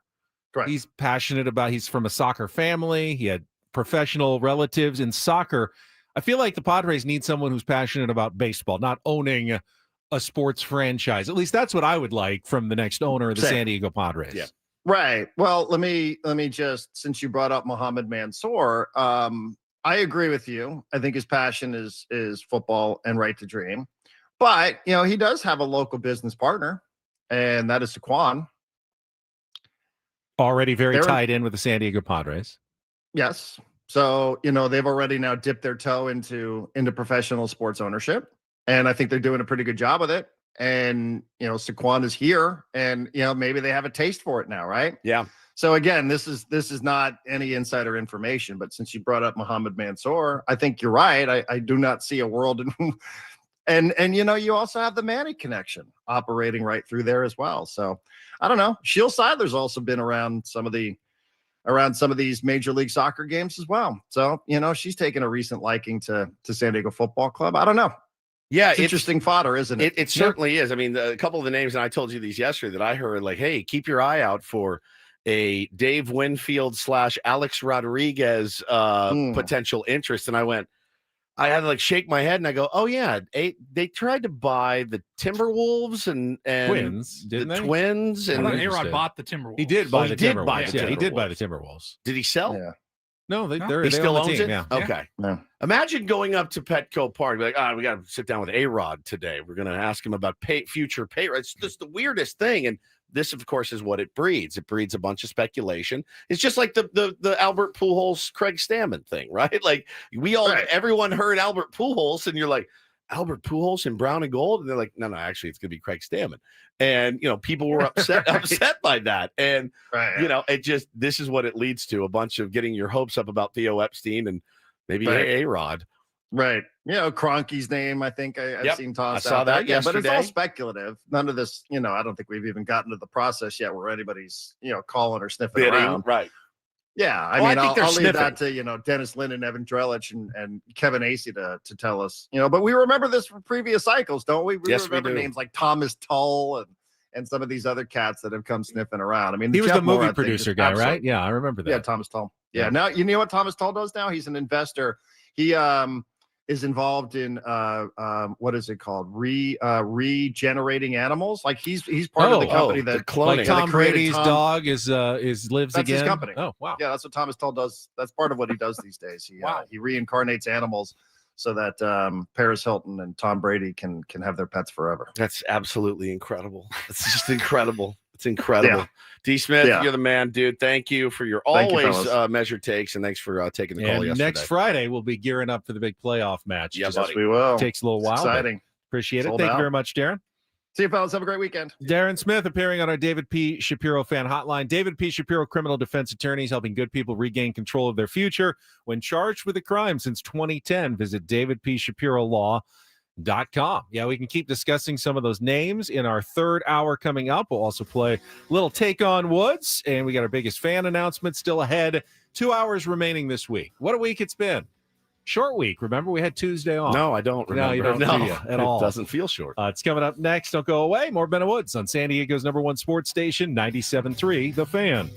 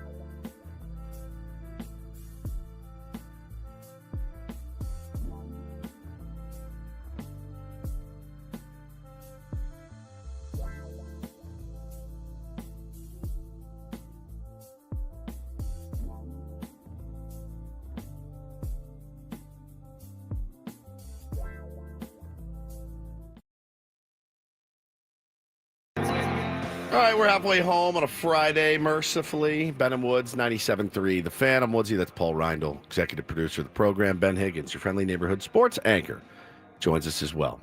Benjamin, how are you? I'm fine. Getting ready for our weekend of rain. Going to pick up my buddy at the airport for our non-golfing weekend, apparently. So what are you guys going to do instead of go see a movie or something? Bowling, maybe? Bowling. I was thinking bowling. I haven't been bowling in forever. Please go bowling and send us video. But then all the bowling lanes are going to be super crowded. They're going to be because full. That's one of the things you can do indoors this weekend. You can play golf in the rain. You're You allowed can. to. You don't in San Diego. Some courses close. Some will let you walk. I don't mind walking. I don't play well in the rain when everything gets wet. Who does? There's some, guys from like Ireland that do it really well, I think. And they but have not to. me. Not me. Yeah, we had 3 games canceled tonight. Friday Night Lights, flag football, baseball tomorrow, and Just already, they're just like, we already know. it's not done yet. I mean, doesn't look great. They're not going to let the kids. They're not going to let the kids play on a wet field. I mean, they even canceled like Del Mar horse racing tomorrow already. Good. That's how Yeah, I mean, sure that's they smart. are it's going to rain all day tomorrow. When does it start today? It's one of those times where like we're pretty anti-screen time in our house, and I'm like, all right, man, it's gonna be hard not to go to the well this weekend. One says nothing until like 6, 7, 8 o'clock at night. Tonight? Yeah. Well, maybe we get that game in. That would be pretty sick. We had a nice practice. 40% chance of rain at 8 o'clock. Okay. All right. Yeah. It's Tomorrow, it's playoffs, right? For the flag football team, which is insane to say they're 7 years old, but they're so into it. I mean, 8 kids out for practice yesterday.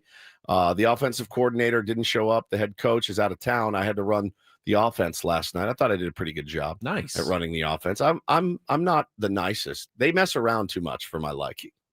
They're 7. They weren't really focused. And as it turns out, my oldest doesn't take coaching from his dad very well. Sounds like you lost the clubhouse. I would say I kind of did already lose the clubhouse. Now remember, I've been demoted from this team. You were the defensive coordinator. I was the defensive coordinator to start the season. I went out of town one weekend. I came back to find somebody completely different. You got Wally pipped running the defense. Now we had pitched a couple of shutouts under my tutelage. I know nothing about football or defense. I just yelled at the kids a lot and told them where to be. But then again, the guy that's supposed to be calling the plays, I didn't show up to practice. His kid was there, but he wasn't there. So I'm like, do I have to call the plays tonight? If I do, I'm more comfortable with the offense than the defense, certainly. Run and shoot, triple option. Some RPOs in there. Run pass options. Yeah, a lot of play action. We have a pump fake play. Do the kids get fooled by that? Like you wouldn't believe. Really? Like Bo quarterbacks the second quarter of every game. So Jay is the quarterback for the first, third, and the fourth. Bo is the quarterback for the second. First play, every start, pump fake to the smoke receiver here, pump fake to him. My man Luca goes down the sideline. Bo, 40-yard bomb. It's worked 8 out of 10 times. I mean, every kid bites on the play action. Everyone is Sounds like your opponents aren't doing enough film study. No, they're definitely not. To counter your tactics. They're definitely not. But I found the one play that works. The one play that works every time. It's like in Madden, there was always one play, like some deep drive where you're like, they will win. I know now if I'm facing you, if they're, they could be listening, like, hey, why? They're going to fail on this first play. Pump fake, and then they're going to throw it deep. So don't buy the pump fake. Stay with your man. Yeah, but they're 7. They buy it every time. That's the fun thing about coaching against 7-year-olds. They're not real bright. Gullibility? Yeah, their gullibility. They're not super bright. You actually feel, and if you have kids that can sling it like we do and catch, you're in good shape. You're in really good shape. Now, we also have 3 running backs that are like they're the fastest kids I've ever seen. So you hand them the ball, and they're gone. I mean, it's actually pretty easy, but it's actually a lot of fun. But yeah, with the head coach being out of town, if we do get this game in, I may be thrust into action. I do feel like I feel like the coach will show up for the game. He didn't show up for practice yesterday. So I'll be relegated to helping kids get flags on, getting their wristbands on, getting their water, doing the rotations and all the stuff that I don't want to. Assistance. My feelings are hurt. My feelings are hurt. They're actually hurt. I'm kind of bummed. Paulie made the point during the break, and you're absolutely right. The rain tomorrow is the worst possible timing for San Diego State football. Yeah, for sure. Giant game, maybe the biggest home game they've played in years, certainly of the Sean Lewis era. And, make it work for you. They're hoping for a big, giant crowd against Boise State. We got the big drone show tomorrow night. I'm going to be honest with you. If I had 50-yard line tickets, I'm not going. That's the thing. I'm just not. San Diego is not known as a town that will endure a lot of bad weather. We're just not for anything. We are soft, dude. For anything. We are. And you also got to think about that part of San Diego in particular. If there's any flooding, like that's the first they get place a quarter that gets inch, it. man, and it's like we're underwater here at Mission Valley. That even if it doesn't, the river doesn't overflow and flood and everything. The traffic, like, dude. That's tough. It's going to be a nightmare getting in I and know out. football is the no excuses Correct. culture. This is not setting up well. Boise State, they're used to bad weather in Boise. They're coming in feeling very much at home on a rainy night in Mission Valley with the stands that were supposed to be full, but will probably not be quite as full as they were hoping because of the rain. It's just really bad timing. Yep. And I hope as many Aztecs fans make it an event. You're going to get wet, wear your trash bags and get out there and scream your head off for the Aztecs. They really do need you tomorrow night. They're trying to build some momentum. They just announced yesterday. Did you see this? We didn't have time for do this, but I was going to mention it. A $1 million matching donation for the football team, similar to the one the Blenders guy did for the basketball team, the $5 million. He's donating $1 million, challenging Aztecs fans to match it. They're calling it the Finish the Climb. No, different anonymous donor this time. It was me. I was going to say it was me. I didn't want to say that's anything. Awesome. Thank you, man. I appreciate it, Paulie. Did you know that most anonymous donations in San Diego are actually Woods? It's true. Every time you hear about a large anonymous donation, it's probably Woods. He just doesn't want to take credit for it. Yeah, I don't really like the credit. Maybe somebody that they share, the GoFundMe for somebody, and you didn't know that person, but then you somehow click it and you start reading some of the comments. Oh, there's the top donor. Wow, $2,000 anonymous donor. It's Woods. Yeah, it's Woods every time. Yeah. No, I always put my name. Always. Why wouldn't you? Yeah, there's a whole Curb Your Enthusiasm episode about this. Ted Danson. So Larry and Ted were asked for donations for this hospital wing. And Larry's like, done. And he writes a big fat check and he gets his name on the thing and he's super excited. And they show up. And I think it was Ted Danson that was like, I just went anonymous. And Larry's like, you went anonymous. Now I'm the a-hole because I got my name up there. It's just priceless. It's priceless. Why would you go? What's the point of going anonymous? You don't need the pat on the back. I need the pat on the back. If you're an anonymous donor, you're like, I don't need the fanfare. I need the fanfare. I want people to go, well, that's a nice, generous guy. Even if you don't want the fanfare, isn't it more like if you're trying to inspire other people to donate, doesn't it do more if they know who you are? Oh, this guy donated. I should donate more. An anonymous donor, you can't picture it in your head. No, because I think I see an anonymous donor and I'm like, man, that guy just literally out of the goodness of his heart. There's no ulterior motive. Yeah. None. I like to help people. That's inherently who I am. That being said, I also like credit for helping people. Sue me. You know what I mean? Like it's the nature of giving, I think sometimes. It's a slippery slope though of you start doing that a bunch, promoting all of the donations that you're doing. Right. It's almost like, are you really doing the donation because it's the right thing? Exactly. Because you want to, or are you doing it because who it's going to get you cares? some likes on a post? Ben Who says cares? Ben if says you're doing that. it, you're doing it. Right. I don't. It's okay to get some self, No. So I think so. Like I will donate randomly to a GoFundMe I see that touches me, right? And Sure. I may know the person, I may not. And I put my name, but I don't like, hey, look what I did. You know what I mean? There is a line, I think, of like helping and then helping. But I'll be honest with you. I don't think I would ever donate anonymously. I don't think I would. And I think there's something in my psyche that maybe I should. Yeah, I don't know. I think we've talked about this before on the show. I had a kid that I went to high school with, and over the years, followed him on social media, on Instagram, and he would often, like around the holidays, go out and hand out food, hand out sandwiches to people, which is great.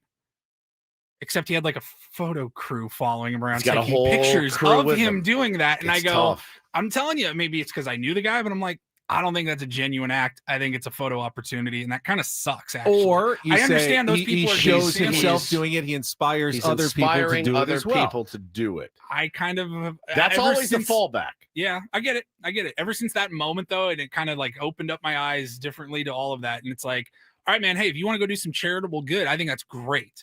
The second that you start filming it and documenting it and posting it, I think it's more about you doing it than the act itself. All right, Dub J makes a point, especially when it comes to, the $1 million anonymous donor. Okay, then once your name is on it, people come out of the woodwork asking for more cash. Can you help? Yeah. Do you feel guilty that you didn't give it somewhere else? Like, I've got $1 million. I want to give it here, but I don't want the other people that I didn't give it to know that I gave it here. I guess you could have like an actual feeling of guilt over the money that you donate. Could you donate $1 million and feel guilty about it that you didn't donate it somewhere else? Like, I get that too. Oh, I did this for the football program. Maybe I should have done it to battle homelessness or the hungry. And I don't want people to know that I'm donating it toward football when there are other worthy causes out there. It's funny. You can spin yourself out about anything. C20 Moreno says true gifts are offerings without any recognition or expectation of a return. Yeah, you're absolutely right in the perfect world. But the point you make, I donated $5 million to the football team of my favorite university. It's like, that's great, but that could have gone a long way to feeding the unhoused, or kids that need food and everything like that. So I think about Peter Seidler a lot. Like, Peter Seidler, the stories came out about him walking the streets and talking to people. He wasn't like, hey guys, it's your old pal Pete. I think if Peter had his way, nobody would ever know that he did that. And the stories came out, and the stories are great, and they need to be shared because that's who Peter Seidler was. But if Peter Seidler called Darnay or Julian, or Ben wouldn't go, but any of the other news anchors, hey guys, I'm going to be walking around downtown. Come down and film me. Get some B-roll of me doing it. Like that's a self-serving thing at that point. Yeah. You just don't give anything to anyone, and then you're off the hook and easy. You like the promotion. That's not true. It's not. I don't give anything to anyone. I give my time. I'm going to ring the bell at the Salvation Army. When's the last time on you did December 2nd? When's the last charitable donation? A monetary donation was made from you and your bank account? I'm sure something happened recently. When? You can't even avoid it nowadays. Occasionally, when just answer happens. Answer the question. I don't know the answer. I don't know the actual answer.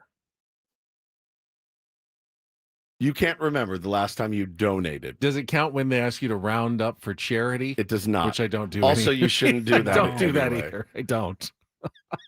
You don't have any standing donations, like things that you do every year? I can't remember where I was, but they asked me to round up for charity. Yeah. My bill was like $15.98. You said no. Round up 2 cents. I said, no, I'm not doing it. Why? Because you said don't round up. Yeah, you should. It's like to help them get a tax break, right. I think. When did you donate? How much was the total? When did you donate last? I don't remember exactly. I'd like to know this. At the end of the year, but do you write donations off? No. All right. If I don't make a straight up donation to something, I like to buy stuff for myself that the benefits, the proceeds benefit a cause. Like I thought back to some of the fires in LA. I remember we bought some merch from this company that was like, all the proceeds we're going to rebuild and blah, blah, blah. I'll do that too. Yeah, I do that a lot. I gave $100 to my college golf program. Remember, I did that. That was like a year ago. After they hounded you down for a long time. You had to go do coffee. For years. If you just give $100, you don't have to go do the coffee. That's true. When's the last donation? I don't remember. All right. What was your last one, would you say? I don't remember. Yeah. I did sure a lot. It's more recent than mine. I did quite a few for the school teachers at the beginning of the year. Right. My wife and I both did. We bought a lot of stuff on people's wish lists to like get their, which is insane to me. The teachers have to go buy that stuff every year.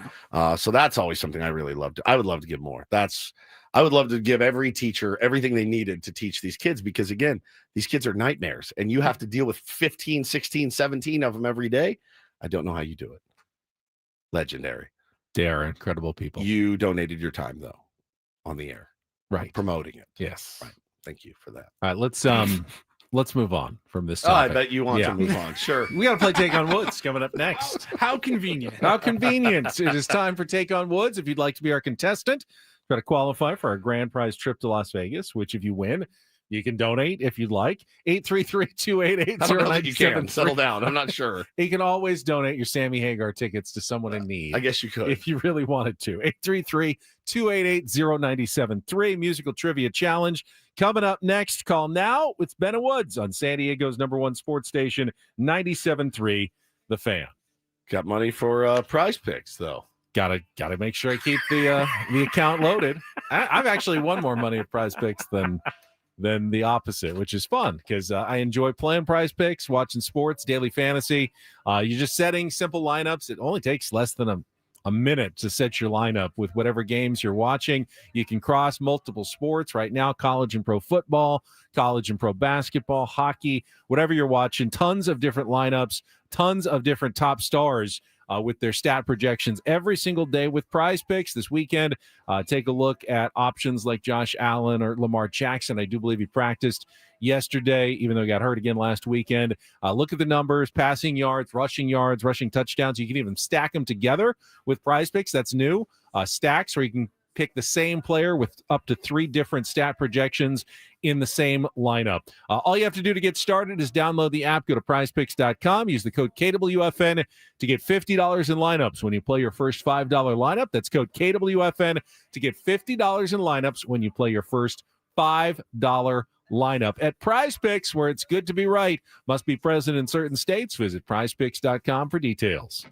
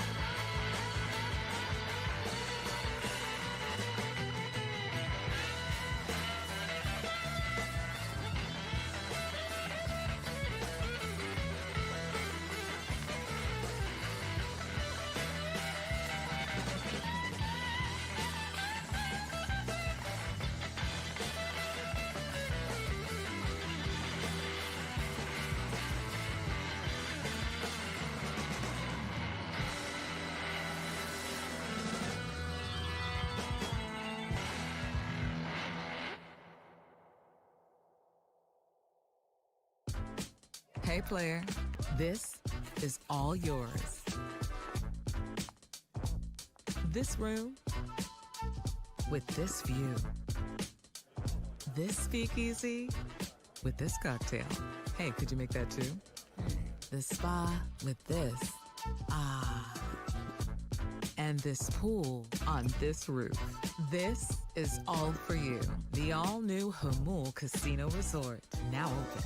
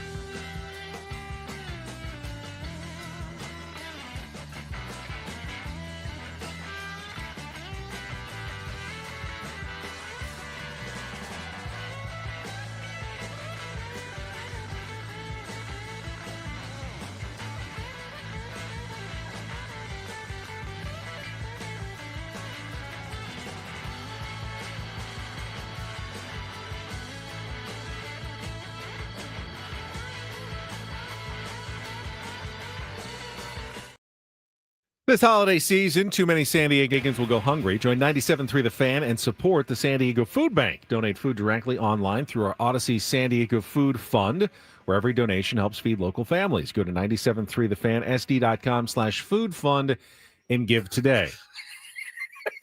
Fine. You want me to give $20 to the food fund right now? I'll do it. I was watching his face as he was reading that line. He got about halfway and he's goes, like,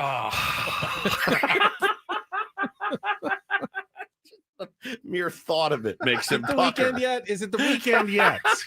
Can I just go enjoy the rain in peace, please? He's just standing outside in the rain, like, why? Why did I hook up with these guys?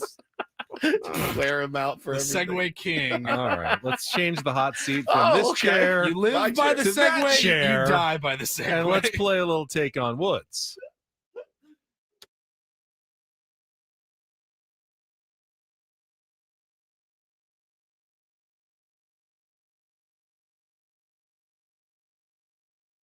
Take on Woods brought to you by Bail Alarm, security and fire alarms for every business. We got you, and we got Joe. Good morning, Joe. Good morning. You ready to take on Woods for a chance to qualify for a trip to Las Vegas? I think so. All right, let's do this. 5 questions of musical trivia. If you beat or tie Woods, we'll put you into the grand prize drawing for the 2 tickets to see Sammy Hagar at Dolby Live at Park MGM, 2 nights at Park MGM, and a $100 gas card. Get your own Sammy Hagar tickets for his Las Vegas residency at Ticketmaster.com. Here are your category choices this morning. We still have Bye, Bye, Bye sitting there. This is 5 song titles and artists. Second word is bye, so blank by blank. Where's the Fire? 5 musical answers, song titles and bands, including the word fire. And our new category, Around and Around. It's our 2-second song category, 5 songs that all include the word around in the title. So Bye, Bye, Bye, Where's the Fire, or Around and Around. Joe, what would you like to play? So Where's the Fire? Where's the Fire? All right, 5 musical answers, either song titles or bands that include the word fire. You'll have 60 seconds to answer as many as you can. If you don't know one, say pass. We'll come back to it if there's time left on the clock. First question is our 2-second song. Paul, you'll play a little bit of music. You need to give me the song title and the artist to score that point. Are you ready to play, Joe? Yes. All right, Paul, you good to go? All right, let's do I'm this. ready. Let's put 60 seconds on the clock. The category is Where's the Fire? Joe, your time begins when Paul plays our music. Good luck. Let's take on Woods.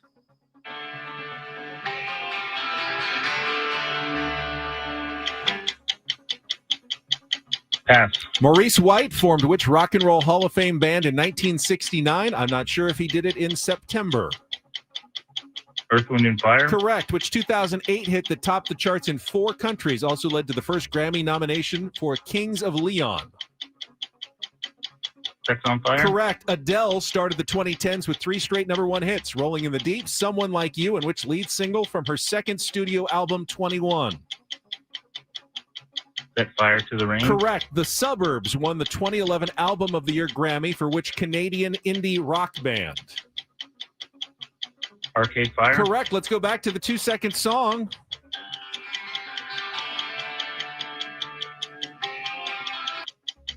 Fire, but I can't think of the name of the band. Got a few seconds Quickly. left. That's all right. You got 4, which is good, but I think that's where it ends. That was Firewoman by the Cult. Now, Woodsy's going to get that one. But will he Does get the rest other of them? I don't know. 4? Earth, Wind, and Fire, Sex on Fire, Set Fire to the Rain, and Arcade Fire. Hang on the line, Joe. Going to be an interesting one today. All right. Let's put Woods back onto the headphones. No category for Woods. Let's put 60 seconds back on the clock. Woods, your time begins when Paul plays the music. Good luck. Let's take on Joe. Ooh, that is Firewoman by the Cult. Correct. Maurice White formed which Rock and Roll Hall of Fame band in 1969? I'm not sure if he did it in September.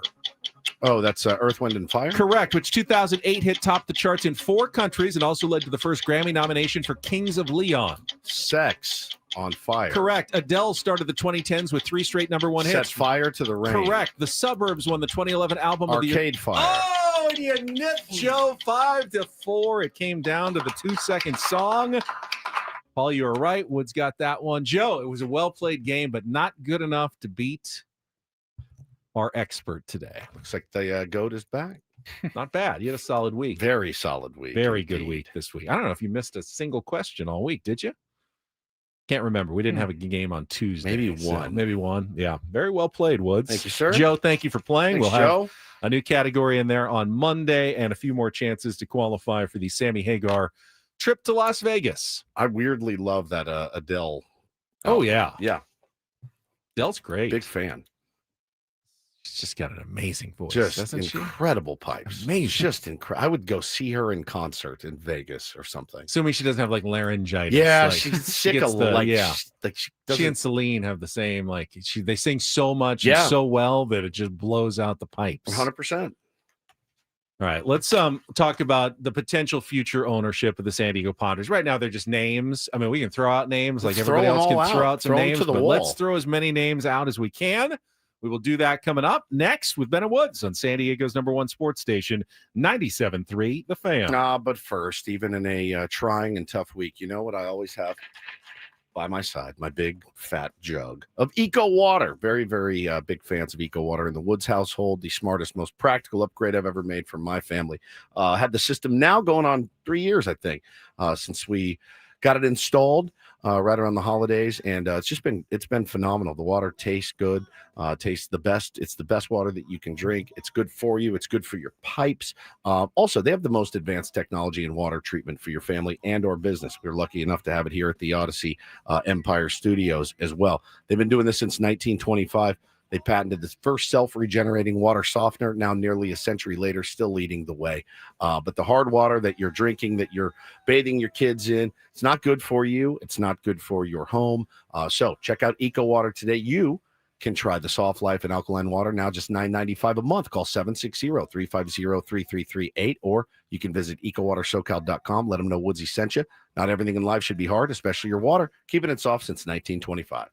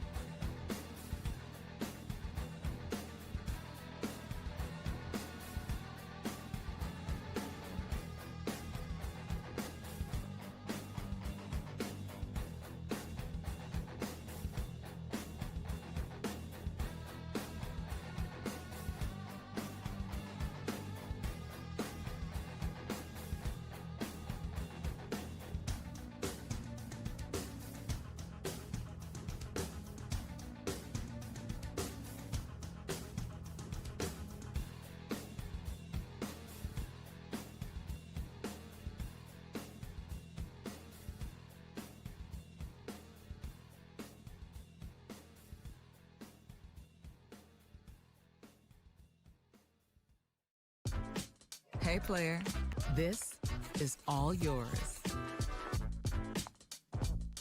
This room with this view. This speakeasy with this cocktail. Hey, could you make that too? This spa with this. Ah. And this pool on this roof. This is all for you. The all-new Hamul Casino Resort, now open.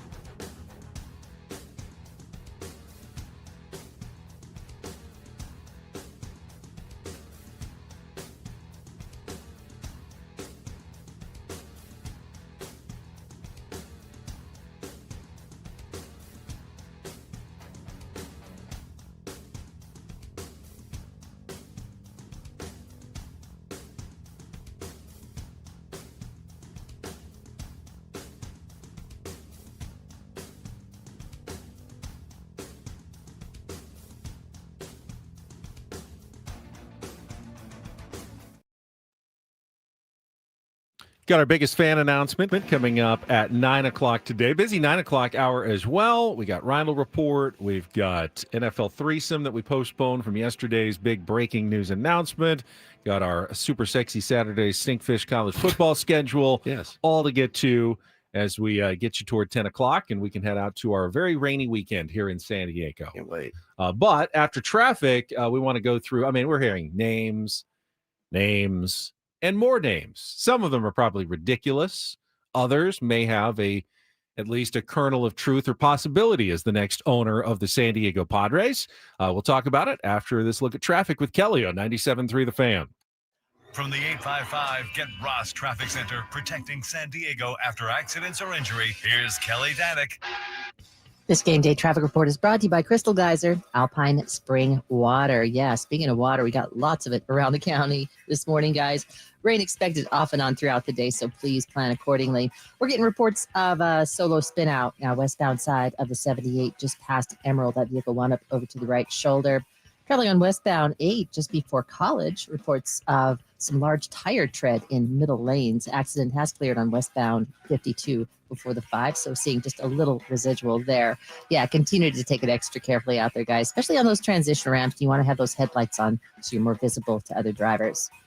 What makes Crystal Geyser Alpine Spring Water different? They always bottle their Alpine Spring Water less than 1.5 miles from the spring source. And all of their bottles are made with 50% recycled plastic from their own recycling plants. Crystal Geyser, bottled at the spring source. I'm Kelly Danek with Ben and Woods, San Diego's #1 sports station, 97.3 The Fan. Woods, I think, said at some point, you felt like you had over a dozen names that were being thrown at you yesterday. And I haven't even heard, I think, half of them that you've brought up. And I mean, how much credibility? I have no idea. I can't get into the mind of billionaires and what they're thinking. But someone's going to buy the San Diego Padres. My guess is there will be quite a few bidders, quite a few people who have already reached out to the firm that the Padres said would be conducting. What's the name of that firm? Let's see if I can find that. It's like BD. I don't remember. It is called BDT and MSD Partners. The old BDT and MSD Partners that are going to be conducting in an advisory capacity to the Seidler family the process of a potential sale. Due diligence and all. You got to make sure you get word out. You get your contacts with all your potential billionaires, and then there will be some sort of, I would think, bidding process that will take place in the coming, weeks or months on, at least probably a lot of background checking to make sure that everyone has their financing in order. If they did want to pull off the sale, you don't want any unexpected delays or snafus when it comes time to, put up the money for the team. And then it'll probably come down to a last couple of finalists, and they will choose the new owner that makes the most sense financially and, for whatever other reasons they're looking to pick a new owner for the San Diego Padres. Yeah. And the commissioner of baseball, Rob Manfred, did speak about it. I think he delivered a quote, something to the effect of, I have the utmost confidence that John Seidler will pick the proper person. Same Rob Manfred, though, that last year was like, I have the utmost confidence that John Seidler will carry the team to where they, and be the great steward of the San Diego Padres moving forward. So again, take everything you hear with a grain of salt, I think is a good way to go about it. But I got a text yesterday from a buddy, and I'll just read it to you. Said, hey, he actually called me Big Dog. Big Dog. It's not really my nickname. D-O-G or D-A-W-G? D-A-W-G, nice. Which is better, I think, than D-O-G. Right. That means I'm a dog. I'm really not. I don't really have a lot of dog in me. D-O-G-G sometimes? Oh, that would be good. Double G? Big Dog. Thought this might be interesting. I have a close friend in the Rams organization, PR department. Called him this morning after the news dropped. The word is Kroenke is very interested in the Padres. Apparently, he has been inquiring since Peter passed. Okay, Stan Kroenke. He owns several sports teams, Ben. Stan Kroenke owns, in particular, the Los Angeles Rams and the Denver Nuggets, both. And the Avalanche as well, I believe. World champions, and I believe you're right. And the a soccer team Avalanche, as well. I believe he owns a soccer team as well. He owns the own a Mammoth couple of of the. teams. He owns a lacrosse league team, the Colorado owns the Mammoth? Yeah. Man. He owns the Rapids, the MLS team in Denver. Most of them are in Denver. Denver Nuggets, Colorado Avalanche, Colorado Rapids, Colorado Mammoth. He owns the Screaming Eagle Winery and Vineyards. My favorite. He owns winery. the Wagoner Ranch.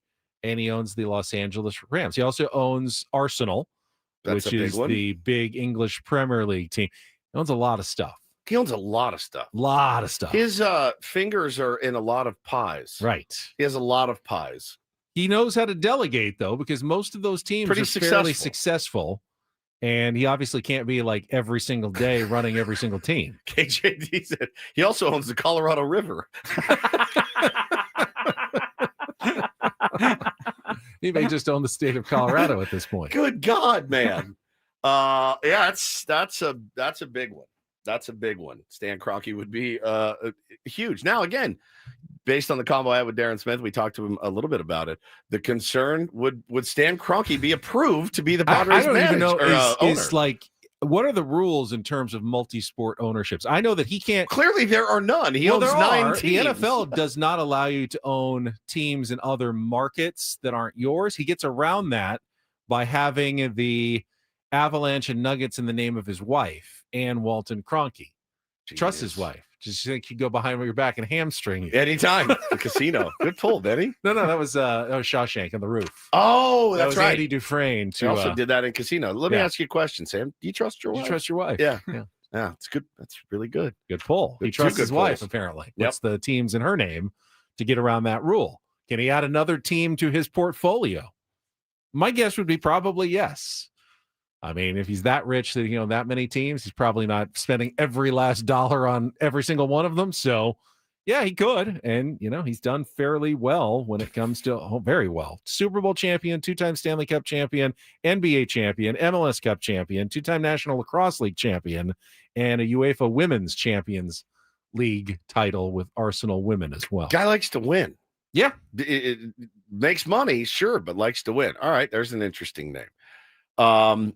Joe Lacob is another interesting name. Golden State Warriors owner. That was pitched to me by my father-in-law, who runs in some similar circles, and said, I think he would be really good and, has no problem spending money. Won 5 titles as owner of the Warriors. Yep. And apparently Joe was in the mix to buy the Angels last year. You remember they were going to put the Angels up for sale. Yep. And the Angels, I think it was Artie Moreno at the last minute, essentially said, actually, no, we're not going to sell the team. And I think Angels fans were really, really excited there for a while because they've toiled under Artie's leadership for a while.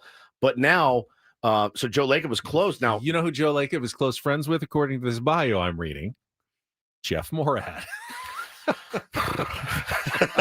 Okay. So we all poo-pooed the Jeff Morad idea that Tom Krasovic wrote about earlier this morning, but perhaps Joe Lacob would be part of a deal that would also bring in Jeff Morad back to San Diego. Does that make you less likely to want Joe Lacob as an owner? I don't know. I have no idea. He also is close with Billy Beane, apparently. Okay. As far as owners go, the Kroenke, I didn't. Steve Ballmer, did you hear? I mean, I heard it because he's a billionaire and probably anytime there's something for sale, somebody mentioned Steve Ballmer. I don't know that I believe he's expressed interest in owning a baseball team. Okay. Maybe a little bit, but nothing beyond that. Southern I feel like guys like him would make at least sense if he was looking into that. He wasn't interested apparently in buying the Angels a couple of years ago when they were up for sale, which is even closer to his Clippers team than the Padres would be. But somebody just DM'd me. Does it have to be like a Stan Kroenke, Steve Ballmer, Mark Cuban, these names that we know, they own other sports teams, they're a little bit more front facing and public, or are we all going to flip out if it's some hedge fund manager that you've never heard of? Yeah, we're going to flip out. That's what we do. It's mostly likely going to be someone you haven't heard of. I mean, but don't a lot of teams? I mean, I do hang with a lot of billionaires. I mean, like these are not our people, right? They're not our people. They're not the people of our audience either. But I think if you're in the market for a new owner, you want somebody that's filthy rich and committed to winning. That's what you want. Here's an interesting name too, Lucas Walton, who comes from the Walton family, right, Ben? Founders of Walmart. This cat. That's Kroenke's family as well. Yeah, he married the heiress. He's married to Ann Walton. Oh, okay. So they're part of the same family too. This is his son. I don't know her which son. I don't know which one Lucas is. He's 39 years old. He's from Yeah. San Diego. He's worth $41.8 billion. That's Wow. it. He looks like the owner of the San. Look, doesn't he look like? Look. Yeah, he does. Yeah. Yeah, I can see that. Throw a Padres hat on him and. A grandson of Sam Walton, who was the original Walmart person, grew up in National City, California. There you go. He's the child of John Walton and his wife, Christy Walton. Don't know much about him, though. I saw the name too, as he's been mentioned since he burst on the scene here in San Diego. Joe Ty, right? And I don't know. Joe owns the Brooklyn Nets, and he owns the San Diego Seals. And I know he loves San Diego, but he's also, I think his passion is lacrosse. That's his passion project. And I think he really loves basketball. I don't know that he has a real love for baseball either. I don't look at the Brooklyn Nets and go, that's what I want here Right. in San Diego. Right. Fair enough. Hasn't gone that well. It hasn't for him. gone that well for him. And I think that probably bothers him a lot. I think that's the only billionaire I've ever met is Joe. And you couldn't ask for a nicer dude than that guy. He was fantastic. But yeah, I just what's the fear? Because again, we talked about it yesterday, Benny, and you said I just don't see a path for somebody that's coming in with a layaway type program. I don't think they're going to approve that guy. Well, I just don't think they need they don't that have anymore. to. Back in the day, let me It was tougher. It was tougher. There weren't as many. You needed 15 guys. You needed 15 to put together a group to buy a team. Nowadays, there are enough billionaires out there that I think there's more billionaires who want teams than teams. Yeah. Which makes it a good seller's market if you're looking to sell your franchise. The fear is the Rockies owner type, says SD activist. I don't think that they would approve that. And what's guy. going away are Maybe the longtime owners who, hey, we paid $4 million to the Pittsburgh Steelers 80 years ago, and It's we've kept it in the family. Now $800 it's worth, $7 billion. But you can't really pass it down. Even the Lakers, who were, Jerry Buss, and that was a family. You watched Winning Time, and you've seen the documentaries. That's very much a family business. The Lakers. Now it wasn't until she sold. Now she had to sell because it's no longer tenable for like these family business people to run professional sports. She sold to Mark Walter, the Dodgers owner. Yeah, that's right. She's still going to stay on as the chairwoman. That's and, right. With the team, but they don't. The families don't have the money anymore. Just like the Seidlers don't really have the money to run a team. They're almost a victim of the success. The Padres are so big now that they can't. It's too unwieldy now for a family to run the team. Word. This is a good point made in the chat by Foo Friars. The fear is an Adam Klug type. Yeah, 100%. Him coming in. Hey, no, I'm not spending that. I did see just now. Why do you want to buy the team though? To make money. No. Right, but most professional sports teams are not. Maybe in the NFL, but in other sports, they're not cash cows. Where NFL is a cash cow. The NFL is, but in baseball, I don't believe teams are losing tons of money, but I don't think they're printing money like it's not an ATM machine for the owner. I'm going to value is going out every day. Yes, but you know that for the next 15, 20 years while you're owning the team, you're going to be really expensive. It's like a fixer. It's like a fixer-upper house, and you're constantly having to patch this and fix up your stadium here and add payroll there, and it's constantly you're writing checks until the day you sell. That does not scream to me someone who's like a frugal penny pincher wants to get into that business at all anymore. There have been so many over the course of baseball history, but baseball that was is when different you could now. buy teams for $15 million, and you bought the team for a way less sum than $2.5 billion. Yeah, I do think that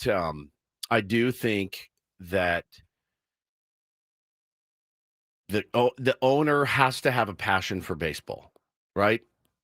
I would hope so. They have to. I don't know if Stan Kroenke, he might be a good owner. He can't possibly have a passion for every sport that he owns a team of. Right?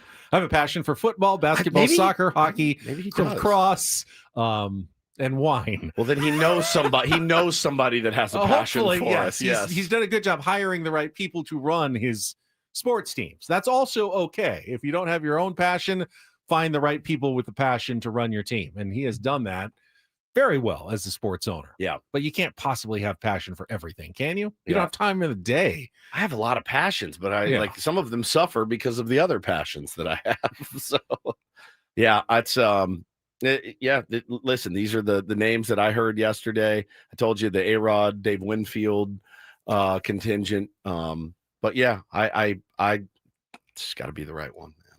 It's tough. All right, final hour of Ben and Woods coming up. Paulie, finally to the Reindl Report that we never got to yesterday. We'll get some headlines.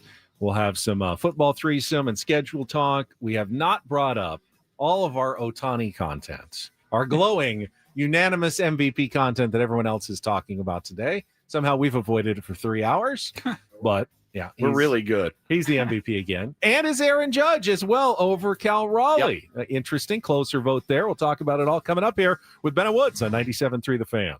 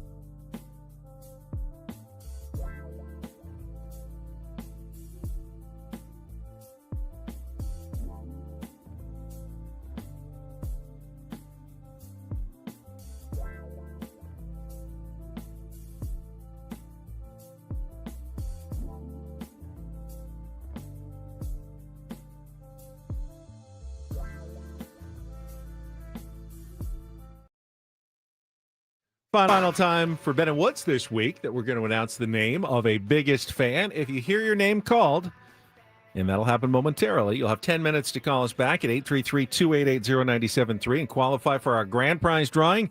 20 tickets for you and your friends for a night in our Odyssey Suite at Petco Park for a Padres game with all the fans' staff next season. You can register your name at 973thefansd.com/biggest fan. But right now, the name, our last name this week, is David Vu from Poway. David Vu from Poway, you are on the clock. 10 minutes, 833-288-0973. Paulie will look for your call. Call in, we'll put you on hold, and we'll make sure we get your information. Put you into the grand prize drawing. David Vu from Poway. Quickly, just on the MVP talk. Padres did get a couple of votes. Fernando Tatis Jr. was recognized as the number 8 selection, I believe, in the National League for the MVP voting.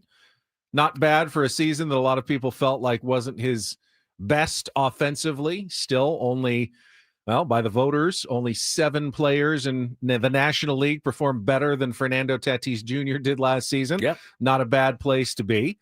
And Manny Machado got a few down ballot, or like 1 or 2 down ballot votes as well, and finished tied for 16th in the MVP voting. But of course, it was Shohei Ohtani who won unanimously again.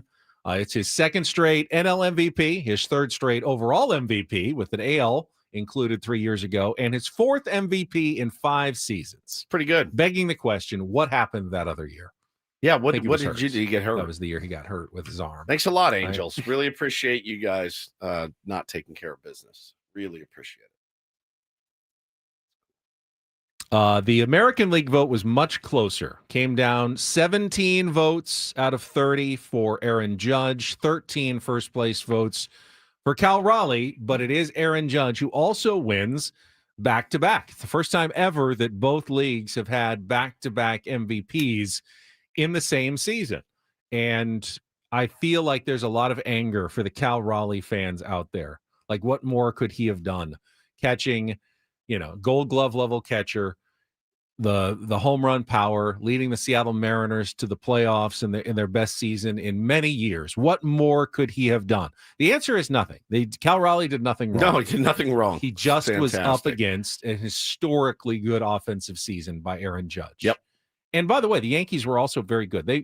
People forget they won the most games in the American League, tied with the Toronto Blue Jays, because they didn't win their division on the tiebreaker. They had to play in the wild card round, but they had a phenomenal season, and Aaron Judge was a huge part of that because he was so unbelievably good. I just don't think it's not a bad call to make Aaron Judge your MVP. I'm not saying Cal Raleigh would have been a bad choice. No, either. I think Judge actually said if I would understand it, if you gave it to me, if you gave it to Cal, like they're both monster seasons, and I can certainly. Yeah, I mean, the Vapor says Judge over Big Dumper is ludicrous. It's not. It really isn't. If you look at Aaron Judge's numbers, there's no way you can say it's a bad vote for Aaron Judge. I would have voted for Judge.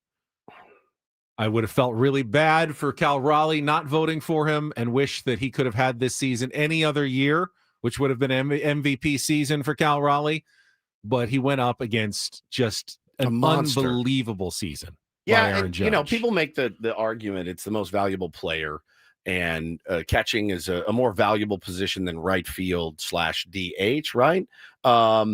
But you look at the disparity, I think, in some of the offensive numbers for Aaron Judge, and it really has turned into an offensive award.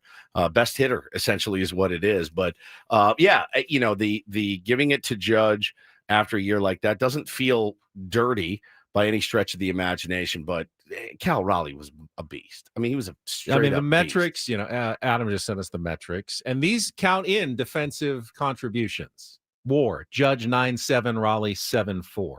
OPS, Judge 1144, Raleigh 948.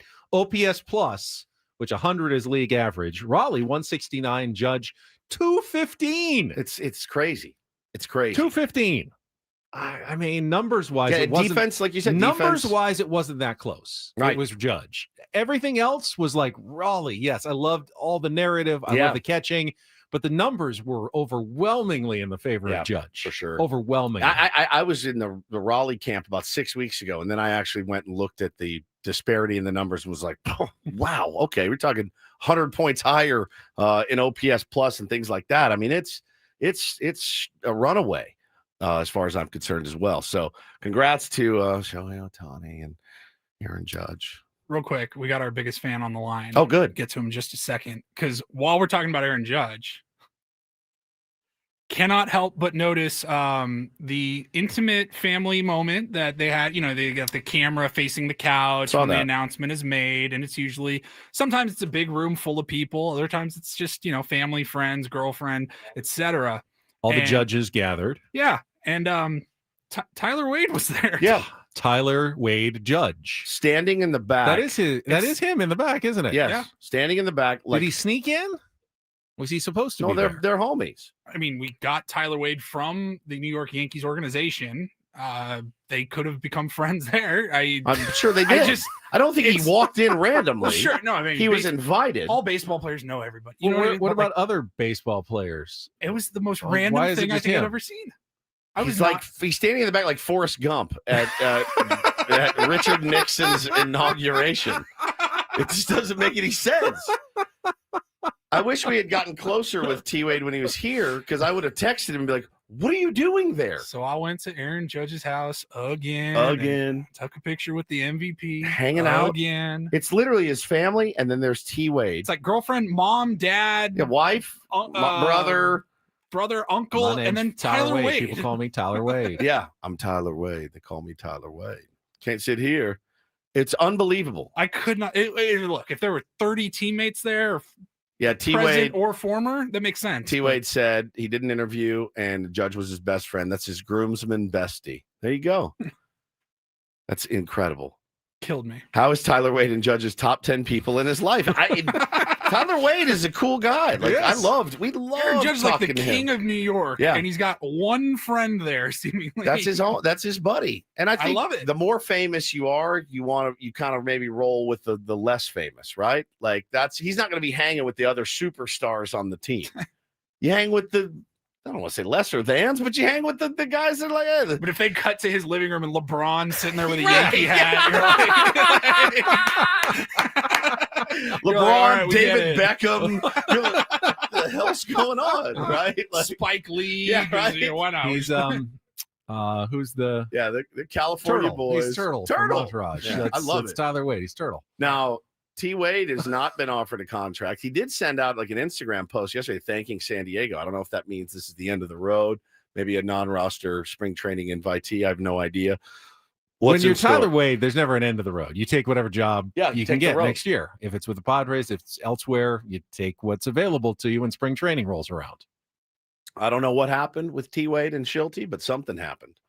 And all right, let's say congratulations. Is this David? This is David. Congratulations! You called in time, and you are qualified for our grand prize drawing in our biggest fan contest. Thank you for listening. Thank you. You are good to go. I got you all marked down, David. Thanks for listening. All right, we'll hopefully see you at the Padres game later this season. Thank you, David. All right, buddy. Paul, you ready to get for a Reindl Report? A little late, but we'll get you going here. Let's do it. And get things started here with our today's edition of the Reindl Report. Now tuned into the greatest. Welcome to the Reindl Report with Paul Reindl. Hi, Paul. All right. 2 stories from the world of sports that we haven't gotten to yet. We'll start off in Major League Baseball. And 1 story that you didn't know you needed. Are you laughing, biatch? It's the Reindl Report. Hey, Paul, how you doing? Okay, how are you? On 97.3 The Fan. Are you ready to bless the mood? I need some help, please. That was good. Can I get a yeah? Oh, yeah. All right.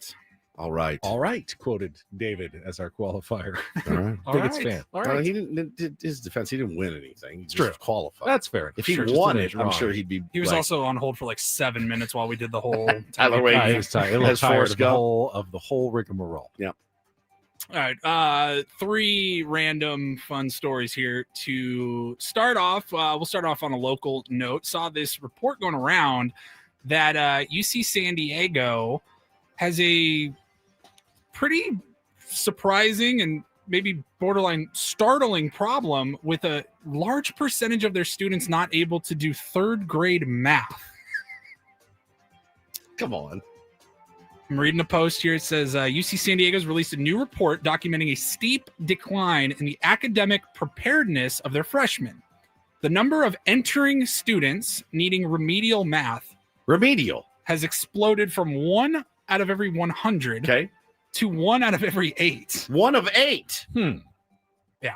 Remedial math, not just like go back and finish your trigonometry, but remedial math. Now, I don't even know like how remedial math would be taught nowadays. I know the game has changed very much since I was in school, and my schooling probably was very different from your guys' schooling. I've got I'm 35 now, so I got friends that have become teachers and administrators in school. They said, bro, you wouldn't be able to do 6th grade homework. You would not be able to do it because My son is taught differently now. My son's in 2nd grade, and he brings math home, and they have to like write an essay. It's like a problem, and then you have to write out an essay of how you did it and why, which is insane to me. It's Common Core. We've heard about it, and I believe that that's what this is. He's pretty good at it. I'm not. Now, is it 3rd grade math? So give me an example. I'll do. All right, I have. They put this whole report together. Yeah, and this is from the actual report that the university put out. 25% of students at UCSD got this question wrong. Woodsy. Okay. You got your pen and paper? I if you do. need it? All right. 7 plus 2 equals blank plus 6. Plus 6, so that would be 9, and then I would put a 3 there. It's 3. That's the answer. Correct. Thank you.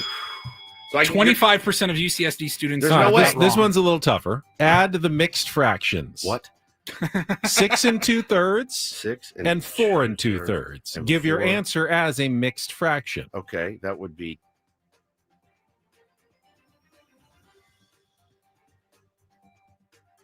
How do you add fractions? 6 2/3 and 4 2/3. This shouldn't be that hard. Think of it in baseball terms, like innings pitched. Okay, so that would be. If the starter 11 and a third. Correct. Very good. If I just turn it into baseball, it's much easier. All right, I got one more for you. All right. This is the worst idea ever. You're going to want to write this one down as All right, well. Okay. All right. Round this number to the nearest 100. You better get this one. 3, 7, 374,518. 374, 5. Round it to what? The nearest 100. 374,500. Right. That would be accurate. Oh, God. Welcome to the newest UCSD Triton. 61% of people did not get that rounded to the nearest 100. So I could get into UCSD, is Apparently. what you're saying. Or you could do the math. I don't know. That shocked me. I started seeing some of the problems. I go, am I missing something here? Because 1 of 8, by the way, is so many. Yeah. Yeah. What do they have? Like, how did they pass their SATs? How did they get their couldn't SATs? do that. That's what I I don't know. I don't know. Do they still do the SATs? Not as many as they used to. How do they let kids in I'm now? not sure.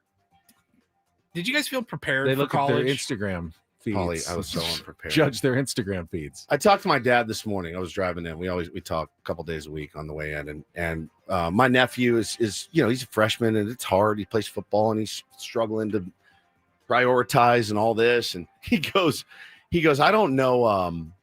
He goes, I don't know how to motivate somebody. And I said, I disagree. I said, you motivated me when I was 19 and flunked out of college and you made me work at a gas station. I was very motivated, right? Fear, poverty, all of those things motivated me to get my act together. Not that I ever really did, but I didn't drop out of any colleges after that. You know what I'm saying? So it's a struggle, to be sure. I think as a parent, you have to be on it. You got to be on it. Your parents have to be on your ass. You kind of got to go through school again. And now they're doing a thing. They do a thing now where it's like, oh, there's no homework. We're a no homework school. I'm like, excuse me? I don't think so. Like, yeah, you could be spending that time with your family. I'm like, yeah, you could be, but you're probably going to be spending it online, doing creepy stuff. Let's give these kids a bunch of homework so that they know that, like, I to prioritize. But then to I feel get things bad. done. There's the kids who have like after school athletics and they're playing and they're got to Then have prioritize dinner and then it's like 8 o'clock and like they haven't started their homework. I'd rather have them getting sleep than Yeah, it's true. staying up late to do homework It's that true. they don't even really need to do because they're smart and they're doing well in school. Mm. At that point, then the homework becomes stupid busy It's work. busy. You know, I Yeah. hate busy work. Right. All right, we will. I'll just wrap Skip it up. ahead. No, Okay. keep going. Yeah. What do we do? We have no. Oh, we'll No, save. we got we'll one save the country music song maybe for later in the hour. All right. I do have a story here. A world record was made recently in the last week. The bagpipers claimed a world record for the most bagpipers to perform one song. Oh man, I bet that was loud. The previous record was set in 2012 in Bulgaria. They had 333 bagpipers. And recently, a group of 374 bagpipers gathered. There was like a big music festival, and they played a little AC/DC. Oh, nice. And, It wasn't going to make you sweat by CNC Music yeah, it wasn't Factory. the- this my was not the favorite Red Hot bagpiping Chili Pipers. song of all time. Oh, they have a great bagpipe solo. Whoa. It's badass. Does every bagpiper know how to play this solo Oh, in this yeah. song? Apparently. Look at all those bagpipers. They're all wearing kilts. Your kids come to you, Dad, I really want to learn to play the bagpipes. No, it's not happening. Or are the parents forcing the kids to Maybe. take up the bagpipe and wear the kilts? Who's the parent that's like, I got a great idea. A great idea. Play this. So good. Get your worst enemy, buy their children A a bagpipe for Christmas. A bagpipe. You kids, what is this? Why do I think Taylor would love it? He would slay the bagpipe. This is great. Do you still have the Red Hot Chili Pipers, Paulie? One of the legendary moments, especially CNC Music Factory somewhere on your archive. This was remember when Woodsy was trying to wish Brian O'Grady best wishes on his new baby girl that was born many years ago. Many years ago. In honor of his Irish heritage, he was looking for some sweet bagpipe music. And this is what Paulie came up with. Where was it? I'm trying to find it. All right. Been through a little curveball there. I did. Little Give me some Red Hot Chili Pipers with the Irish blessing. You were trying to give a blessing. Because what says Ireland more? Oh, here we go. Because what says Ireland more than the Red Hot Chili Pipers? Bagpipes more Scottish. They are. I don't know. Those are great. A newborn babe brings light to the house, warmth to the hearth.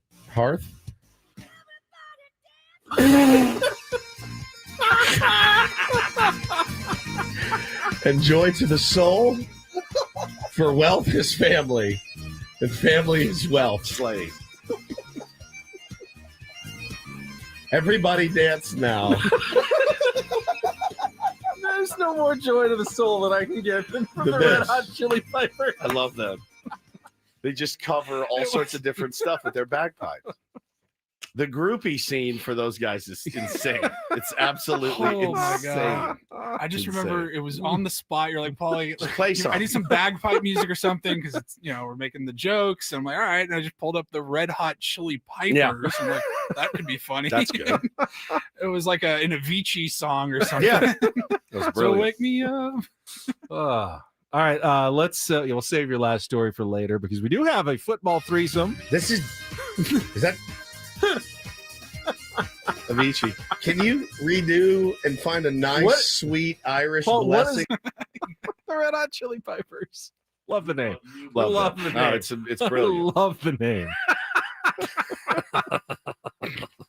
All right, football threesome and a super sexy Saturday stink fist schedule. All coming up next. Don't go away. More Ben and Woods on San Diego's #1 sports station, 97.3 The Fan.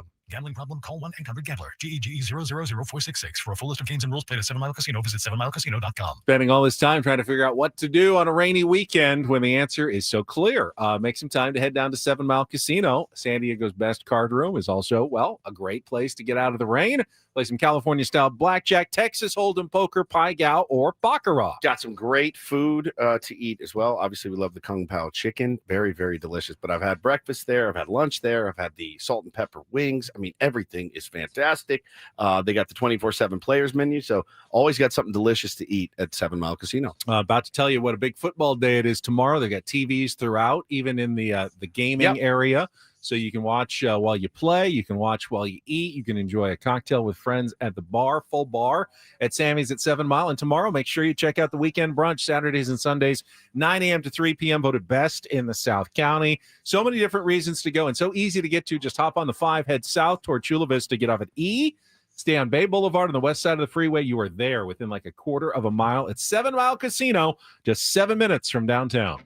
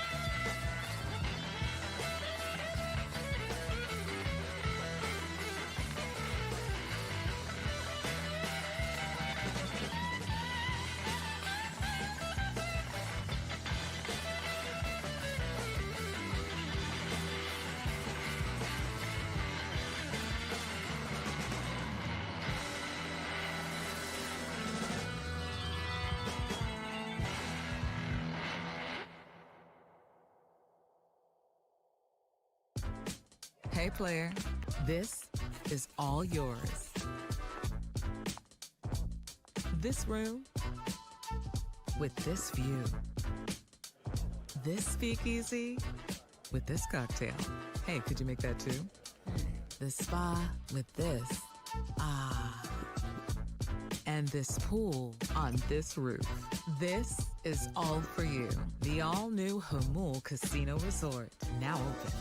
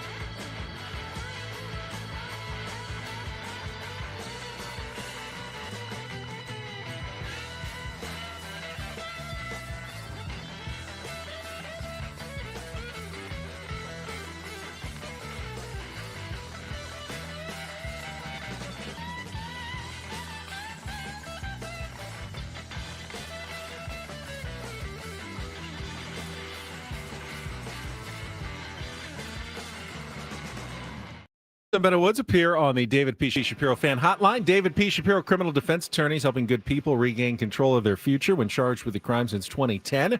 Visit davidpshapirolaw.com. Just got word from David Shapiro himself.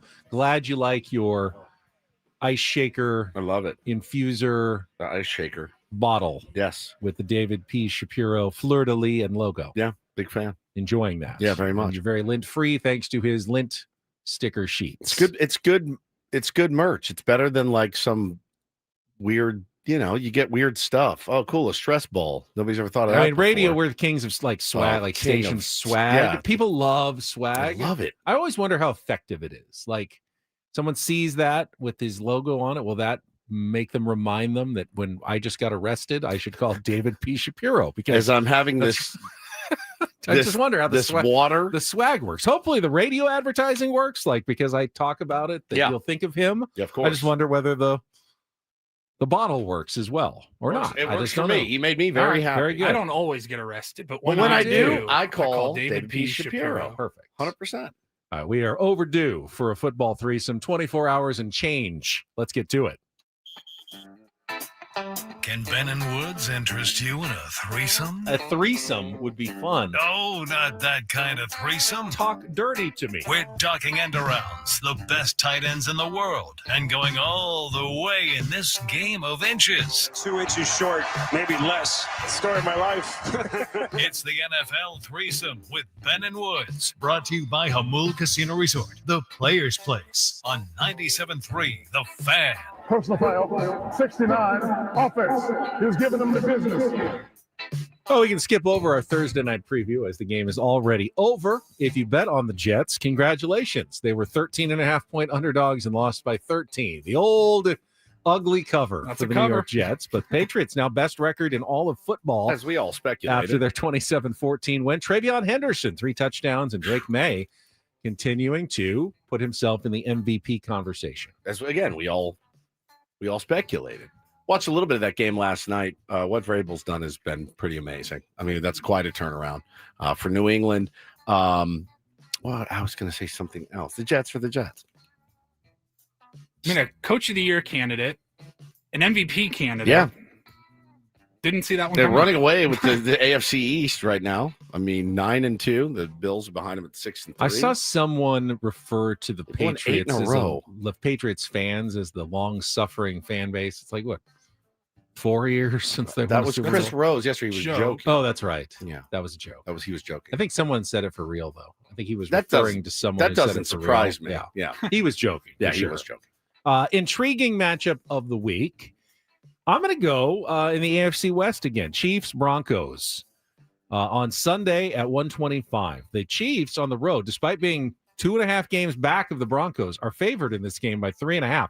If they want to get back into the AFC West race, they have to win this game. This is like a must-win for the Chiefs, who are not in playoff position in the AFC. The Broncos, meanwhile, have been, well, I mean, they had the tied for the best record in the league until yesterday when the Patriots won, but they haven't exactly been blowing people's doors off lately either, including a 10-7 win over the Raiders last week. That was an ugly, ugly game. This is a very intriguing matchup. The Chargers are right in between both of those teams, a game and a half behind the Broncos. So a very important game for Kansas City on Sunday. Some good games this weekend. Tampa Bay at Buffalo. I like the verbal jousting between Josh Allen and Baker Mayfield. Baker Mayfield said something about Josh Allen's very small hands. And then Josh Allen retorted with, well, Baker's the kind of guy that wears 2 gloves on the golf course. So take everything he says with a grain of salt. If Baker Mayfield plays golf with 2 gloves, my opinion of Baker Mayfield has gone down a little tiny bit. And I love Baker. Who does that? Tommy 2 Gloves Gainey, famously on the PGA Tour, but that's about it as far as I know in terms of good All right, golfers. let me ask you a practical question. I don't even own a right-handed glove. Right. I have a left-handed glove. Every golfer does. Now, when I play baseball, I wear 2 gloves. But I don't wear a glove to play in the field, right? So I'm not playing first with a glove on my throwing Under your hand. glove and the glove. No, I don't even do that anymore. No. Okay. But I don't wear 2 gloves when I'm in the field. Why don't golfers wear 2 gloves more? Is it a feel thing? Well, I know for me, I don't need one on my right hand. If I don't wear one on my left hand, I will get blisters. Of course. And your your club slips and all that. Sure. The club turns one in my glove's hand. fine, but who's a the glove on the golfer right hand with doesn't two? do much for me. I've seen people like in the rain, like a day like today, if they have like special rain gloves, might do two, but that's about it. Well, that's a good matchup, certainly. Also, you have, what was the other one? A few, Seattle and Seattle, Rams. LA. That's, power rankings. Some people have them one too, so that's a big game. And then Detroit and Philly. The Monday night game is horrific, man. Cowboys and Raiders. Oh my God. Best bet against the spread. I'll just stick with my intriguing matchup. Must win for the Chiefs. I don't think the Broncos have been that impressive lately. Even on the road, I'll take the -3.5 Chiefs to win that game. I'm going to go for a surprise, a shocker. I'm going to go Detroit. I'm going to take the dog, Detroit over Philly. I was looking at that one. Yeah, it's Philly was 2.5. I'm going to take Detroit to win outright bet. Lions, big piece on Dan Campbell on ESPN today and all the things that his team, they just love Dan Campbell. They do. I mean, how could you not? Brock Purdy's back, apparently, for the 49ers this week, if you're looking for another NFL headline for you. I wasn't, but that's all right. Is that it? I think that is it in terms of our football threesome. Would you like to get to a sexy Saturday Stinkfist college football More than schedule? All right, it's a big day. I'm going to be a very company man, though, for my schedule, my best lineup for you for watching college football, because I don't think you need to change from ABC all day.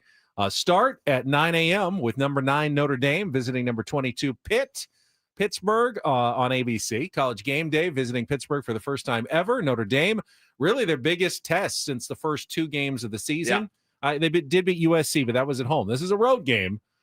If they win, they got a very clear path to the college football playoff. Indeed. If they lose, I don't know if they have a path back from 3 losses. So, no, they don't. They definitely don't. This is a huge game for Notre Dame. There's been a lot of verbal back and forth, too, from their head coach. And ours doesn't really engage. He's really good about not engaging. Rises above. That's why I love Coach Freeman. He's the anti-me. Roll right into the 12:30 game on ABC. Number 11, Oklahoma at number 4, Alabama. The Tide going for their 9th straight win. I thought they were cooked in the first game of the season. I know, but they've been playing well under Kalen DeBoer. Oklahoma, meanwhile, is right on that cusp of the playoff. They really need a win here to stay in the hunt. So very big game on the road for Oklahoma, and Alabama trying to keep their momentum going. And then keep it rolling. 4:30 on ABC. Number 10, Texas at number 5, Georgia. Texas has kind of recovered a little bit. They're back up to number 10. Both teams have 1 loss in the SEC, which means the winner stays alive for the SEC championship possibility. Not going to be a 2-loss team in the SEC championship game, I don't believe. So this is a must-win game for both teams. Looking up at Texas A&M and Alabama right now, who are both undefeated in the SEC. 1 loss keeps you around. 2 losses is probably you're done in terms of the SEC championship. So huge game there for both teams. And then after I get my kids to bed on Saturday, I will tune in to. I'm surprised San Diego State is actually favored by 1.5 at home against Boise State. CBS Sports Network at 7:30 from Snapdragon Stadium. We'll see how the rain impacts the game, the fans. Tomorrow's when it's supposed to get really bad, right? Tomorrow's the bad day. Maybe by the end of the day, it's lightening up a little bit. Tailgate party might get wet, but hopefully game time, maybe a little less rain. I don't know. It looks pretty bad. I hope the field holds up, honestly. I know. They only have minimal testing in terms of bad rain on that field at Snapdragon Stadium. Yeah, it's been better this year than it was last year. Well, with the rain, I'm sure that Mrs. Woods is just elated that my plan this weekend is just to watch a buttload of college football on Saturday and a buttload of the NFL on Sunday. I'm sure that's not going to fly, but that's what I'm going to try to do. Sounds good. All right, that's your a whole football segment for you on Ben Woods. All right, we'll wrap things up. Nobody better. Paulie still had that one story about the new song topping the country charts that we can get to in our final segment ahead on San Diego's number 1 sports station, 97.3 The Fan.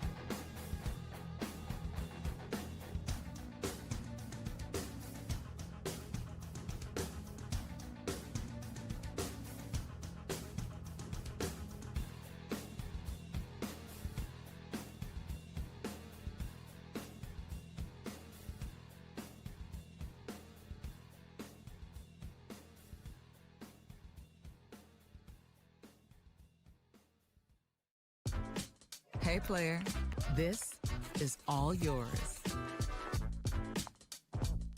This room with this view. This speakeasy with this cocktail. Hey, could you make that too? This spa with this. Ah. And this pool on this roof. This is all for you. The all-new Hamul Casino Resort, now open.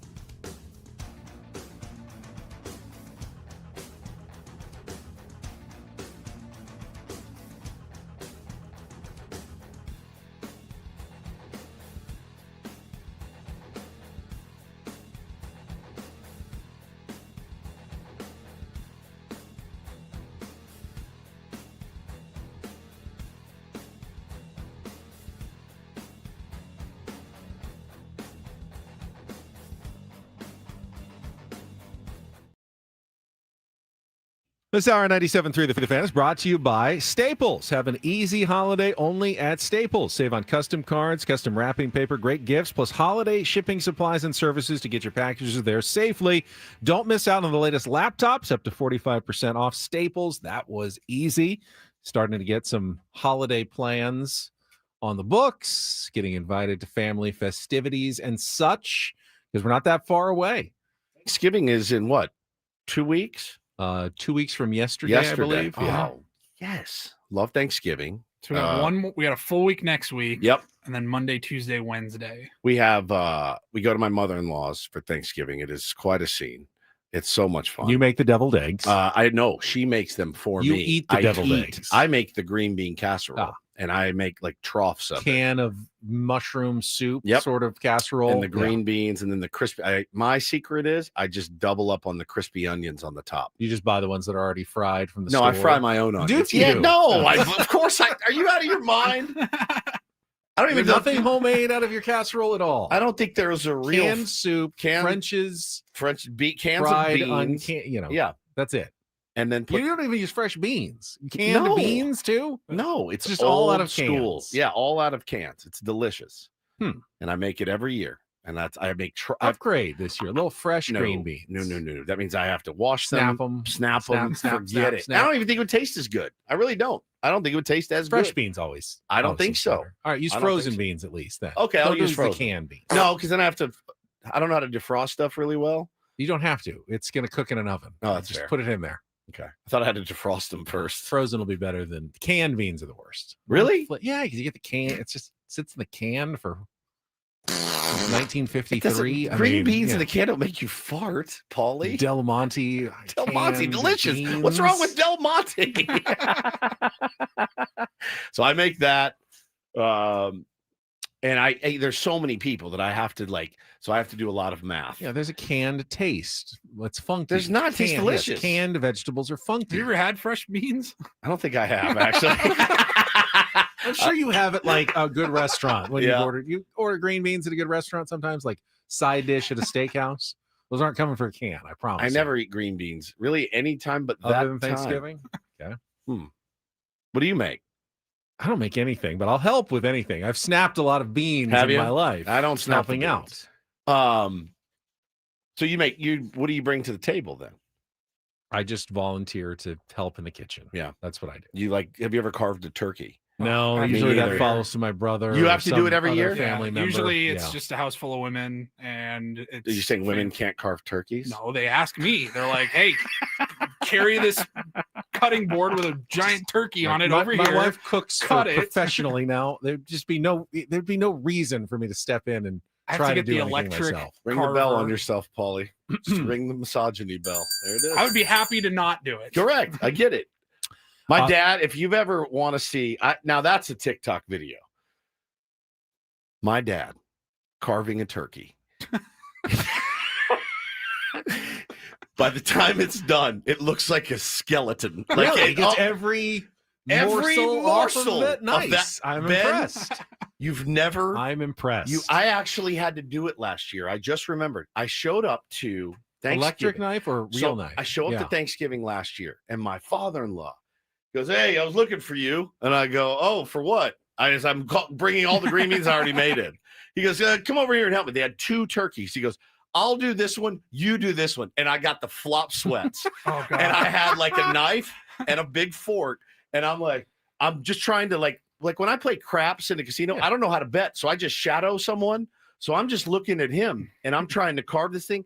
Ben, the first slice off the breast is Off pretty the breast, easy, easy. but once it starts getting into the angles, But and every slice after the first one gets worse. It gets tougher and and the tougher. first one, Yeah. it was like thick. It was like a prime rib of turkey.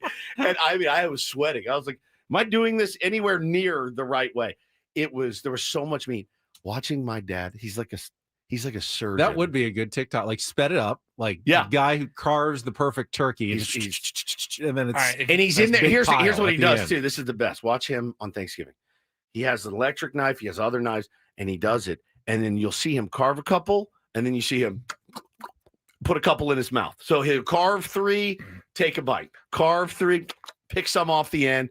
It looks like a skeleton when he's done. Will you with be it. seeing Gary for No, Thanksgiving? I won't be seeing my parents. If you this can year. arrange for My somebody, brother, your my brother, set up a tripod, my brother, and just hit record on the phone, get a good angle of the turkey carving section. Area. You really just need to see before and after. I mean, it's truly incredible. Turkey put that Talk together. on 97.3 The Fan, presented by Paramount Plus, streaming November 16th on Paramount Plus. And from Taylor Sheridan, co-creator of Yellowstone, Academy Award winner Billy Bob Thornton is back, featuring Academy Award nominees Demi Moore, Andy Garcia, and Sam Elliott. Landman, new season streaming November 16th, only on Paramount Plus.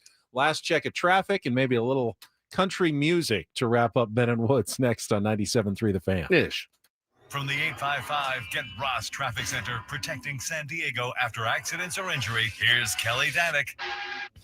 This game day traffic report is brought to you by Crystal Geyser, Alpine Spring Water. Getting a little break from the rain, guys. Might still see a stray shower or two in various parts of the county, but more rain is on its way. So this afternoon's commute could be a very busy one. Brace yourself for that.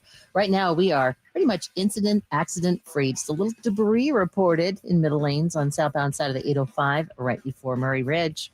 What makes Crystal Geyser Alpine Spring Water different? They always bottle their Alpine Spring Water less than 1.5 miles from the spring source, and all their bottles are made with 50% recycled plastic from their own recycling plants. Crystal Geyser, bottled at the spring source. I'm Kelly Danick with Ben and Wood, San Diego's #1 sports station, 97.3 The Fan. All right, Paulie, I saw this story and I thought it'd be perfect for the Reindl Report, but I don't totally know the details. So I don't either. You sent this over to me. Yeah. The #1 song on the Billboard Country Digital Song Sales chart this week. Yes. is a song called Walk My Walk by Breaking Rust. Breaking Rust? Breaking Rust.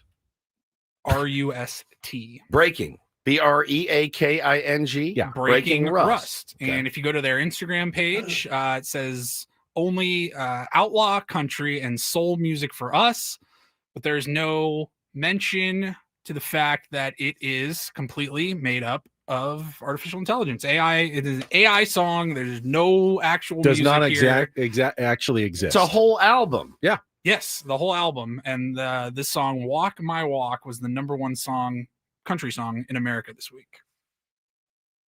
You can kick rocks if you don't like how I talk. I'm gonna keep on talking and walk my walk. Ain't changing my tone, ain't changing my song. I was born this way, been loud too long. You can hate my style, you can roll your eyes, but Breaking I ain't roll. slowing down. I was born Well, here's the thing that you're saying that sucks because it just doesn't sound That good. sounds like like Chris ass. Stapleton sang that song. You're like, that's not a great song. But you wouldn't have liked it if it was a real person either. Correct. But you can see how it's #1, right? No.